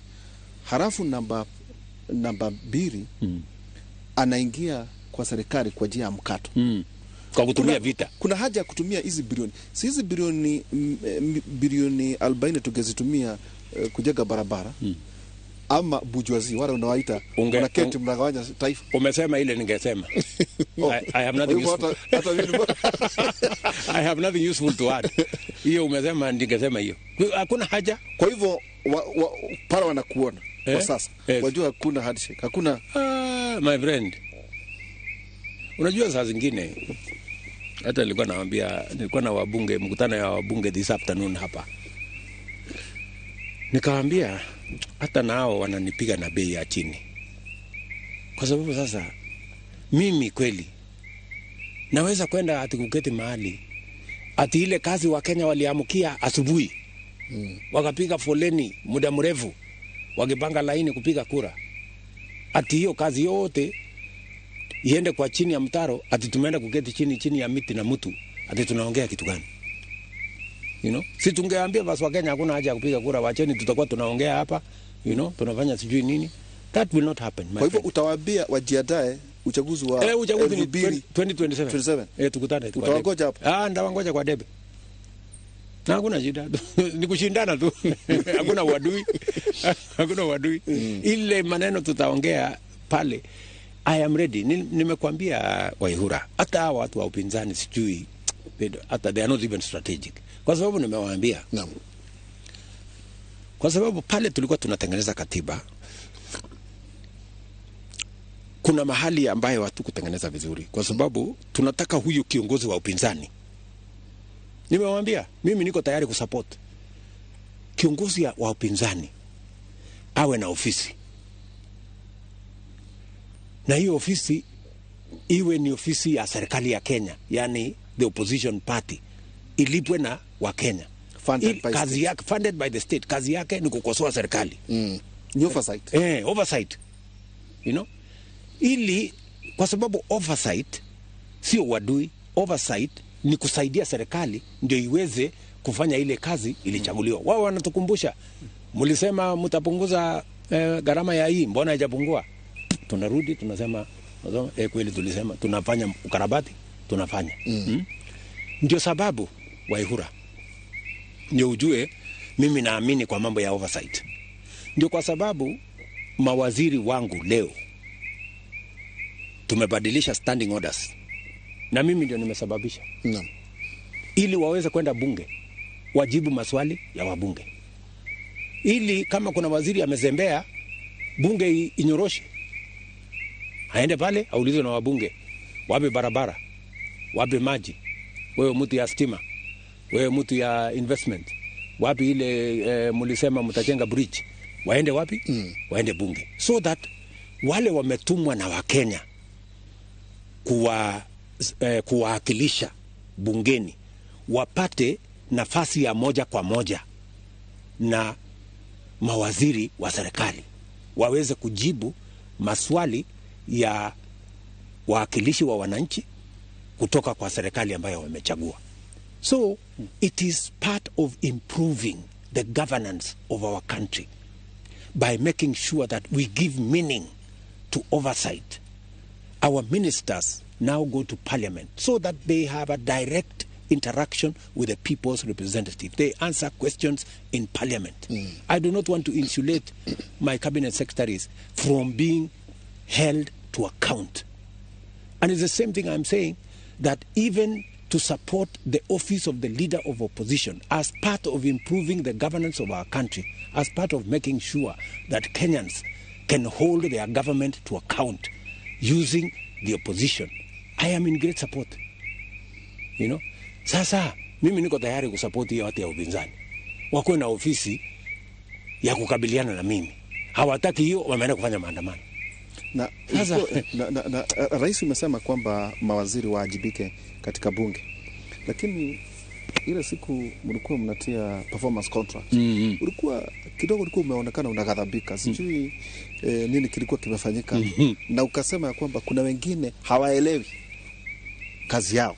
Sasa kama kuna wengine hawaelewi kazi yao, hawana uwezo, ajibikaje kwa mbele ya wabunge? Ndio sasa hiyo, unajua mimi siwezi nikapatia mtu kazi alafu nimfanyie hiyo kazi. By the way, lazima kila mtu ajite, na kila mtu atabeba mzigo yake. Hata Biblia inasema. So umesikia ile wimbo inasema kila mtu atachukua mzigo wake mwenyewe, si ndio? So pale katika performance contract ni part of accountability, you know, because we must be accountable both to the people and to the government, to the appointing authority, to the appointing authority. Because mimi nimepatiwa kazi na Wakenya. Mawaziri ni watu ambao nimewachukua tusaidiane na wao kutekeleza ile wajibu Wakenya wamenipatia, si ndio? Yes. Na kila mtu lazima aelewe kazi yake. Mimi nataka nikueleze Bwana Waihura and Mr. Njenga ya kwamba nimekuwa na wakati mzuri sana na mawaziri wangu. Tunashirikiana, tunafanya mikutano na wao katika hali ya kuhakikisha ya kwamba wanafaulu. The reason why I am very particular. Niliona hata gazeti leo anasema huyu mtu ni micromanager, ana micromanage sijui nini. Wengine wanasema hapana, huyu mtu ako hands-on, sijui which is which. Lakini ya ukweli ni kwamba PS ama waziri akianguka, mimi nimeanguka. Nimeanguka pamoja. Yes, kwa sababu ile kazi anafanya ni ile nilipatiwa na wananchi. So I have an interest in making sure that every minister succeeds. I have an interest in making sure that every permanent secretary succeeds, because their success is my success. My success is the success of Kenya. You know? Sasa mtu ananiuliza, why are you so concerned about what ministers are doing? Ulisema that they've been taking it as a ritual. No, nilisema hii performance contract is not a ritual. Unajua watu wanazoea kitu, inakuja tu na sign hapo karatasi, anapotea, ajui nini hata amesign na hata hana mpango ya kuitekeleza. So nilikuwa nawaambia jameni, mambo ni tofauti. Hii kitu tumesign si makaratasi. Na hata ndio nilikuwa nawaambia wabunge wetu na hata ndugu zetu ambao tunaendesha serikali na wao, hii manifesto ambayo tuliuzia raia si gazeti ati ni ya kusoma leo alafu kesho unatumia kufunga nyama. Hapana, manifesto ni mpango ambayo tuliuzia raia, and we will be held to account in 5 years. Hii manifesto yenu mulisema hii, wapi barabara, wapi maji, wapi mpango hii, wapi mpango ile. Kwa mfano niliwaambia Wakenya, hii CRB ambayo watu milioni 7 walikuwa wameingizwa ndani ya CRB, niliwaambia hii CRB nitaishughulikia. In 4 months, nilikuwa nimeondoa Wakenya wote kutoka CRB. 7 million. Nimeweka wao kwa mpango ya Hustler Fund. Watu wengi walikuwa wanafikiri hii Hustler Fund ni story. Leo Wakenya milioni 15 wako wamechukua pesa ya Hustler Fund. Na wanalipa. Kwanza hapa Nyeri, mimi nataka niwavulie kofia. Watu wa Nyeri ndio namba 1. Na mtu akikosa kulipa, watu wa Nyeri they are the best. Nyeri hapa wamechukua milioni 820. Wow. 820 million. Watu wa Nyeri. Yeah. Almost I think 320,000 people wamechukua pesa ya Hustler Fund. And you know what? In the whole country, the whole of Kenya, kwa mambo ya kulipa hiyo mambo ya Hustler Fund, Nyeri is number 1. Na 78% wanachukua hiyo pesa wakilipa. Nyeri is number 1. They are the best people. Ndio wanaelewa biashara. Tunaelewana? So na hawa hawatalipa. wale watalipa si mbaya. Nimewaambia vile tutapatana hapo mbele. Nimewapanga. Tuwako gani sasa? Mtu anaweza kukopa pesa kiasi gani? Sasa yule ambaye ni ako mbele zaidi sasa ni 50,000 ambaye ndiye ako mbele zaidi, lakini sasa tumeenda interest ni ile 8% per year. 8 per year. Unajua walikuwa wanalipishwa pesa ngapi? 1% per day, which is 360% per year. Yes. Mimi nimerudisha from 1% per day, sasa ni 0.002% per day. Nasikia my friend. Imefika bilioni ngapi sasa? Imefika bilioni 33 pesa ambayo tumekopesha wa Kenya wakilipa. Yeah. Na katika budget hii niliona umeongeza zaidi ya bilioni 10. Bilioni 10 tumeweka. Sasa hiyo ni Hustler Fund phase 2. Sasa unajua vile tumefanya? Sasa tunataka kukutanisha vikundi. Kwa sababu sasa tunataka sasa kuwapatia pesa ya kufanya biashara. Kutoka 20,000 mpaka shilingi milioni 1 kwa kikundi ya watu 10, watu 20, watu 30. Yeah? Between 20,000 and 1 million. Lakini sasa mimi nimewaambia wewe ambaye unaingia kwa kikundi, si ndio? Kabla hatuja kupatia hiyo pesa 20,000 kwa kikundi ama hiyo milioni 1 kwa kikundi, uwe umelipa ile Hustler Fund ya kwanza. Kama umehepa na ile 500 ya Hustler Fund, kwani utapata hii 20 kweli? 20,000 you can't. Ama umehepa na shilingi 1,000. Sasa upige. Is it automated? Is automated. Hakuna Kiingereza, hakuna kujuana, hakuna mtu, hakuna board, hakuna committee. Mzee wa mitaa hana kazi, nyumba 10 hana kazi, rais hana kazi. Wewe committee ni watu ngapi? 2. Wewe na simu. Hapo committee inaishia hapo. Na una apply tu kwa sasa. Unaitana mkutano mnamalizia hapo. Sasa hii ingine ndio itakuwa na mkutano kidogo kwa sababu ya group.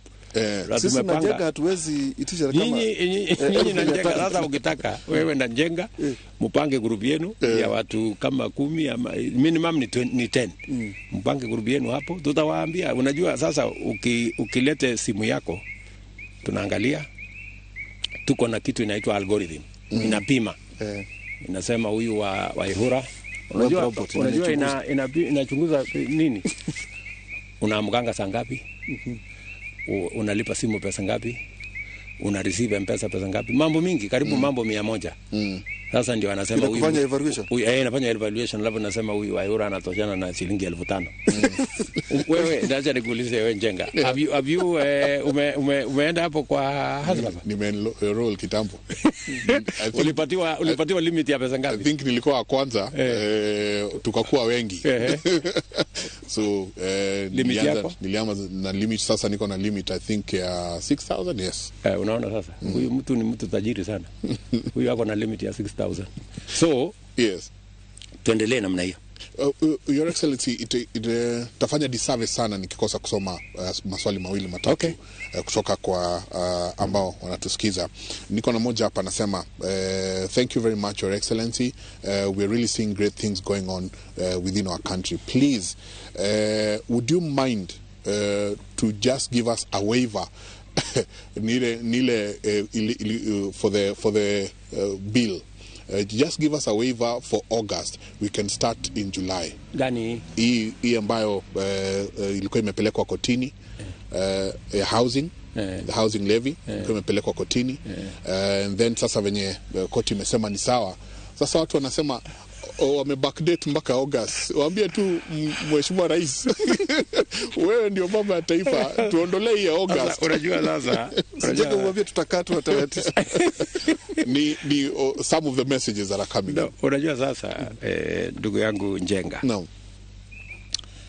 Unajua uwezo ya rais is also limited. Unajua uwezo ya rais is limited by law. Kuna mambo siwezi kufanya. Sheria, Waswahili wanasema sheria ni msumeno. Inakata ikienda mbele, inakata ikirudi nyuma. So there are things I cannot do by law. Yes. Unajua sasa, watu wengine wanafikiria ya kwamba rais anaweza kuamua chochote. That's why the court is there. Unajua hata mimi napelekwa kotini. Niliappoint CSS, walimpeleka kotini, imekwama. Hii budget nilipitisha ikapelekwa kotini, ni vile tu koti ya rufaa ya appeal imeniokoa. So kuna hii mambo ya sheria ndio namna hiyo, and that is what is meant by checks and balances. Yes. Yeah. So tutafuata tu sheria vile iko. Kwa hivyo hutasimamisha? Sasa nitasimamisha namna gani na sina uwezo wa kusimamisha? Nitasimamisha namna gani Waihura? Tutakatwa maradufu mwezi wa 7 na mwezi wa 8. Hapana, I don't think utakatwa. HR ameniambia nikae. HR amekwambia 1.5%. 1.5%. No, 1.5% kwa mshahara yako, lakini ile nyingine 1.5% ya employer. Wewe unatetea employer yako kwa nini? Ni miezi 2. Mwezi wa 7 na mwezi wa 8. Lakini unajua mwezi wa 7 inakatwa saa hii. Mwezi wa 8 ni mwisho wa mwezi. Na sasa wewe Waihura, wewe unakatwa 1.5% of gross. Ndio? 1.5%. Yes. Na unajua hiyo pesa tunaenda kutumia kufanya nini? Wale vijana unaona wanahangaika. Wamehangaishwa na pombe. Wamehangaishwa na madawa kwa sababu hawana kazi. Na ni watoto wetu. Including your own children. Including our own children. Hawa watoto ambao tunawapangia ajira jameni, si ni watoto wetu wa Kenya. Sasa hawa watoto ambao saa hii hawana ajira, wakipata ajira, si ni faida ni kwetu sisi wote. Because these are our children. Na sasa nikuulize wewe Waihura. Ni mzuri hata umeuliza hii swali. Wewe uko na mshahara. Wacha hata nisitangaze mshahara yako, najua ni kubwa. Lakini tuseme ni 1,100. Wacha niweke bei ya chini. 1,100. 1.5% ni 1,500. Waihura surely 1,500. Unabaki na 98,500. Sasa wewe unapiga nduru ya 1,500. Na hiyo 1,500 ndio itatusaidia kuajiri vijana 1,000,000. Si uone huruma hii watoto wetu jamani, tuwapangie ajira bwana. Kwa mfano nipatie mji mmoja huko kwa Eldoret. One primary school. Primary school inaitwa Kosache. Sasa mwalimu analipwa 30,000. Analipwa 30,000. Na amekuwa submitted 1.5%. Na yeye amejicommit ama mimi tukiwa na njenga labda watu wako na madeni. Tufanye hesabu. Tufanye hesabu. 30,000. 1.5% ya 30,000 najua ni ngapi? Labda alikuwa ni 150. Alikuwa amecommit kile. Sikia tu ni shilingi ngapi? Shilingi 400. 400 shillings. 450. Sasa nikuulize Waihura. Ujue kwanza hii mshahara 30,000 analipwa huyu mwalimu. Inachangiwa na Wakenya wote. Sisi we are employees by Kenyans. Si ndio? Sasa Wakenya wanatulipa sisi mshahara. Watoto wao wako barabarani. Wamesema wewe utoe 1,500. Mimi nitoe 15,000. Mwalimu atoe shilingi 400. Ndio wale watoto wanahangaika barabarani. Watoto wa wale watu wanatulipia mshahara. Watoto wao wamesema toeni pesa kidogo, hawa watoto wetu wanahangaika barabarani, wacha tuwasaidie pia na wao wapate ajira. Surely tutakuwa ni watu wa aina gani kama tunasema wacha sisi tuendelee na kuchukua mshahara yetu, hawa watoto ambao wanahangaika barabarani, that's none of our business. I mean, how heartless can we be? My brother. Lakini rais watu wanasema ni hajasema lete mshahara nusu. Hajasema lete 10%. Hajasema 1.5%. Lakini Wakenya wangetaka kujua sawa. Lakini pesa itatumika sawa. Basi. Ama watu hiyo sasa swali. Kwa sababu mko na mko na trust deficit. Watu wanafikiria rais ataongoza, atachukua pesa zetu, alafu ifanye kazi, alafu ipite hapo, ifanywe ibiwe na watu nini. My friend. Sababu Kenya ina historia. Hapo sasa ndio mimi nataka niangalie Wakenya kwa macho, niwaambie. Sasa kazi ya kulinda hiyo pesa ni yangu. Utaidelegate. Na mimi wataniuliza. Waniulize mimi. Kwa sababu ile panga nilipatiwa pale Kasarani sio ati ya kufanya nini? Ya kuchunga pesa ya watu. Sio ya kuchinja buzi. Sio ya buchere. tutakatwa tu hii mwaka ama finance bill zingine housing levy itakuweko. Ushuru inalipwa kila mwaka. Kwani ushuru wewe umesikia Kenya ati inalipa ushuru mwaka huu, mwaka ujao hakuna ushuru. Tunataka tu tukatwe hii mwaka tuone vile itaenda halafu. Waiura, sikia wewe. Nimekuuliza swali moja, my brother. Sasa unajua lazima, let me tell you my brother. Na hii ndio, this is how we are going to change Kenya. Tunatumia bilioni 630 kusomesha watoto. Every year we are spending 600 billion in the education of our children. Lakini ni mwaka huu peke yake. Pia tumesema haitoshi kuweka pesa kwa kusomesha watoto. Lazima pia tuwe na mpango. Hawa watoto wakitoka shuleni, wakitoka kwa university, wakitoka kwa college, watafanya nini? Because it is not intelligent for us to continue churning our kids out of school, out of college, without having a plan on what they are going to do. We will have a lot more value if we are investing in our children, but we are also giving them an opportunity to be able to make a meaningful contribution to their country. Ni hasara kubwa, my brother Wahura, kama tunaweka, kwa sababu wewe hulalamiki ile pesa tunakata ya kwenda kusomesha watoto, lakini unalalamika ile pesa tunakata twende tuwapangie ajira. Sasa ile pesa umeweka kwa elimu, si nienda hasara kama watoto wako ambao wametoka kwa hiyo pesa umesomesha wanaenda kuhangaika barabarani. You know, we must be balanced. So tafadhali. Na nataka tulipe. Sasa nataka kusikwambia Wakenya wakubali walipe deni. Wakenya wamekubali tulipe. Ile swali wameniuliza na nimesikia kwa masikio yote mbili ni kwamba pesa yao, kwa sababu wamekubali kulipa, isipotee. Na nimeambia mawaziri wangu, kila mtu mwenye ako kwa hii serikali, nimewaambia pesa ya wananchi wa Kenya haiwezi potea. Na sio ati nitangoja hata mpaka ipotee. Nikisikia ati kuna mpango ya kupoteza pesa ya wananchi, mimi nachukua panga mapema. Na unajua wengine ni marafiki zako, hata marafiki zangu nitawafyeka. Hakuna. Hakuna mambo ya hiyo, hakuna urafiki kwa hapo. Kwa pesa ya wananchi there is no friendship. Kuunga mkono wakati wa campaign. Hiyo unajua rafiki yangu atanialika kwa harusi ya mtoto yake, tutafanya rurasho, tuende nini, lakini mambo ya wananchi ya Kenya hakuna urafiki. Your Excellency, tukiendelea na maswali, naona mmoja anasema farmers are complaining the collection points for the mbolea is too far, ile ya fertilizer. They are right. Kuna mwingine pia naona akiuliza, please could you ask His Excellency if anaweza turudishia extension officers, because now that ukulima ndio uti wa mgongo wa nchi hii and agriculture is really close to your heart. Huyo nakubaliana na yeye, na ndio sababu uliona katika mkutano nilikuwa nayo wiki hii, niliita mwenyekiti wa Council of Governors na magavana. Tumeketi chini na magavana, tumekubaliana na magavana ya kwamba stores, na ulisikia nikitangaza, tutafungua stores zingine 50 kama National Cereals and Produce Board. Na baadaye tunataka counties watusaidie sasa kusongesha hiyo fertilizer ifike katika kila ward.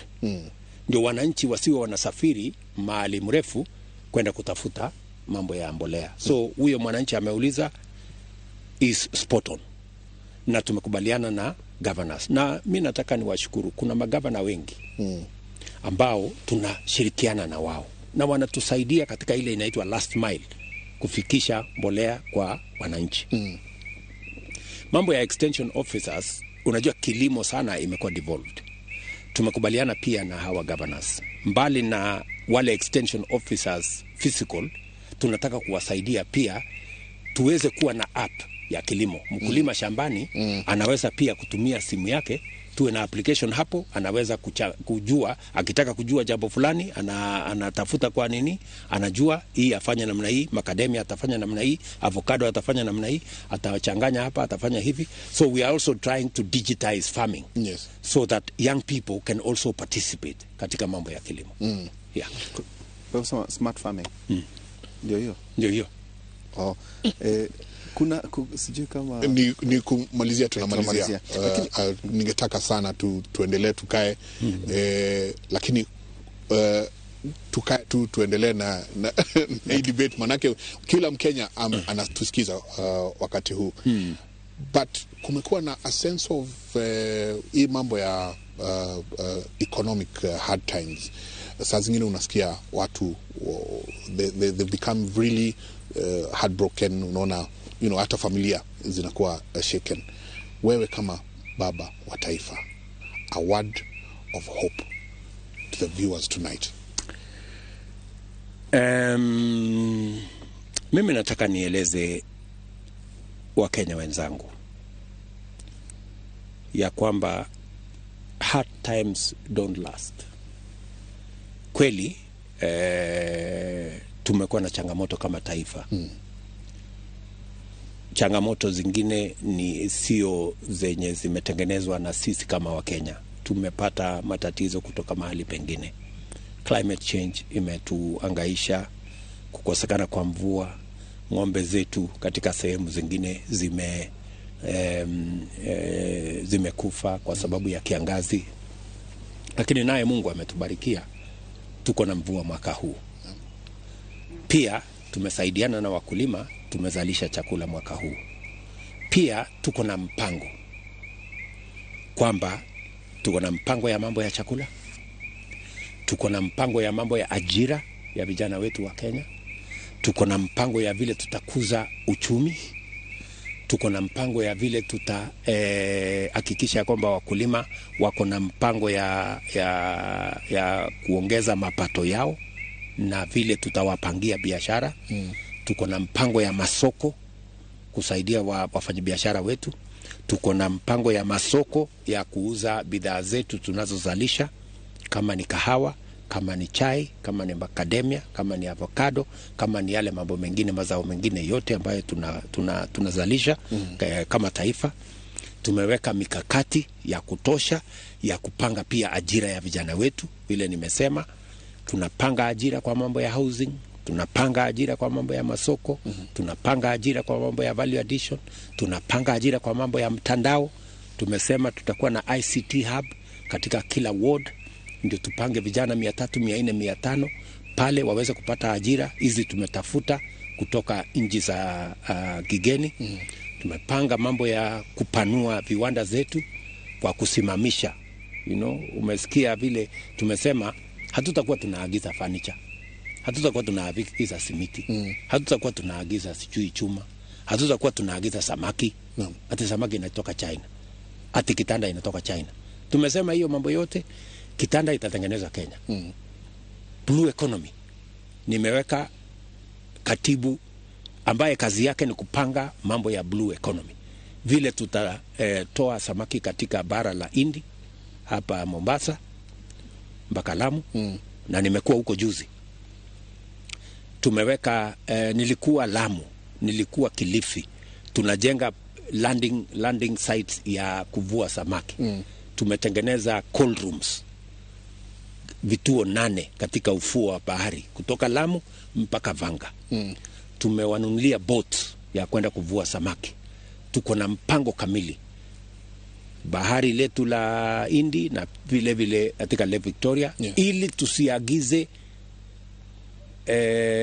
chakula ambayo tunaweza kutoa katika baharini. Tuko na mpango kamili ya kuzalisha ajira. Furniture, nilikuwa nauliza hapa Kiamariga jana, nilikuwa nawauliza ati kitanda tunaenda kuagiza kutoka Marekani, sijui Ulaya, sijui China. Kitanda, mbao, msumeno, randa, nyundo na msumari, kitanda iko tayari. Hakuna science mingi. hakuna science mingi inahitajika hapo. Sasa how can we continue importing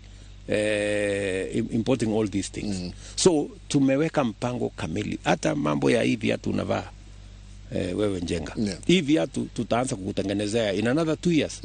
Hivi viatu tutakuwa tunaagiza hatujui kutoka wapi, tutakuwa tunatengeneza hapa. Tunachinja ng'ombe, tunachinja wanyama 3 milioni Kenya. Kenya ni nchi namba 3 katika bara ya Afrika kwa wingi ya mifugo. lakini bado tunaagiza leather products. Why? Alafu ngozi yetu ya ng'ombe yetu na mbuzi yetu inakuliwa na umbwa. Surely. Na wakati tulizunguka Kenya, watu walikuwa wanatuambia jameni, hii ngozi tunaenda hasara. Na hii kiatu kama hii 10,000. Ngine 20,000. Ngine 2,000. Na hii ngozi moja inaweza kutengeneza viatu kama hii karibu 15. Surely. You know? So hii maneno tutaifanyia hapa Kenya. Na we are going to do it. Maneno ya kuongea atuongei tena. Wacha nikueleze. Si huyu Waihura unasikia vile anatetea sana, hataki kulipa mambo ya housing. Na ukisikia katika mijadala yetu tunasema unajua wakati wa independence Malaysia ilikuwa kama Kenya. Singapore ilikuwa kama Kenya. Asian Tigers ilikuwa kama Kenya. Korea ilikuwa kama Kenya. Lakini ile walifanya ndio wafike mahali walipo sasa. Wako first world. Sisi bado tuko kule nyuma. Ile walifanya hatutaki kufanya. So if we don't want to do what Korea did, what Singapore did, for them to get where they are, how are we going to change our fortunes? You know? Tutakuwa tu ni watu ya porojo, kuongea tu na kulalamika. You know, unajua hatujafika pale. Lakini utafikaje pale kama hujafanya ile watu walifanya ndio wakafika pale? No. So we must do what we must do. We must be deliberate. Yes. We must be intentional about changing our country. And I want to tell the people of Kenya, we have a historic opportunity as the people of Kenya to change our nation. And I am ready, I am prepared to lead the way for us to have the Kenya that we have always wanted. The Kenya that has enough food for all of us. Kenya yenye iko na ajira kwa vijana wetu. Kenya tumejenga mali, tupunguze na tuondoe umaskini. Na hiyo Kenya inawezekana. Ni sisi wote kuungana. Tuache maandamano ya fujo. Tufanye maandamano shambani, tuzalishe chakula. Yes. That's what we need to do. Thank you. Yeah. Thank you, Your Excellency. Asante sana. Tunashukuru na ni matumaini yetu that you will keep on giving us an opportunity. Tunakuja tunakaa hivi jioni pamoja, unatuelezea tuko hapa, tunaelekea huko. Thank you very much, sir. Asante sana Bwana Njenga. Asante sana Bwana Waihura. Nafikiri nyinyi ndio mko busy. Mkipata nafasi mimi wewe uko tayari. Mimi niko tayari. Asante, tunashukuru sana. Thank you Waihura kiuga kwa heri hoini huyo. Tukishokia gatho najua sasa rais anaelewa Kikuyu. Tukishokia gatho ndio watu nyito again. Na kuna mtu ameniambia kwamba Njenga tukifunga ati umeonekana ukiongoza ubabe wa kupigana na dola za Kimarekani barani Afrika. Labda watu wanauliza sasa ukimaliza hii miaka yote na kuwe na East Africa Confederation unaweza kuwania urais? Ukisema kwa heri rais. Hiyo by the way hata watu tu wanakosa kuelewa, hatuna shida na madola ya Marekani. Hatuna shida na currency ya nchi yeyote. Ile tunasema ni kwamba kama bara la Afrika, kama East Africa, hakuna haja ya kwenda kutafuta dola kununua bidhaa za watu wa Uganda. We want to use our own local currency. Na kuna mpango ambayo tuko nayo ya bara la Afrika ambayo we can trade in our own local currencies. Ndio tusiwe tunasumbuana kutafuta foreign currency ambayo inatuletea matatizo katika ile biashara yetu. So hiyo ingine ni maneno ya Mungu. Mimi let me tell you my brother Waihura, haja yangu Mungu akinijalia ni kubadilisha nchi yetu ya Kenya. Hiyo inanitosha.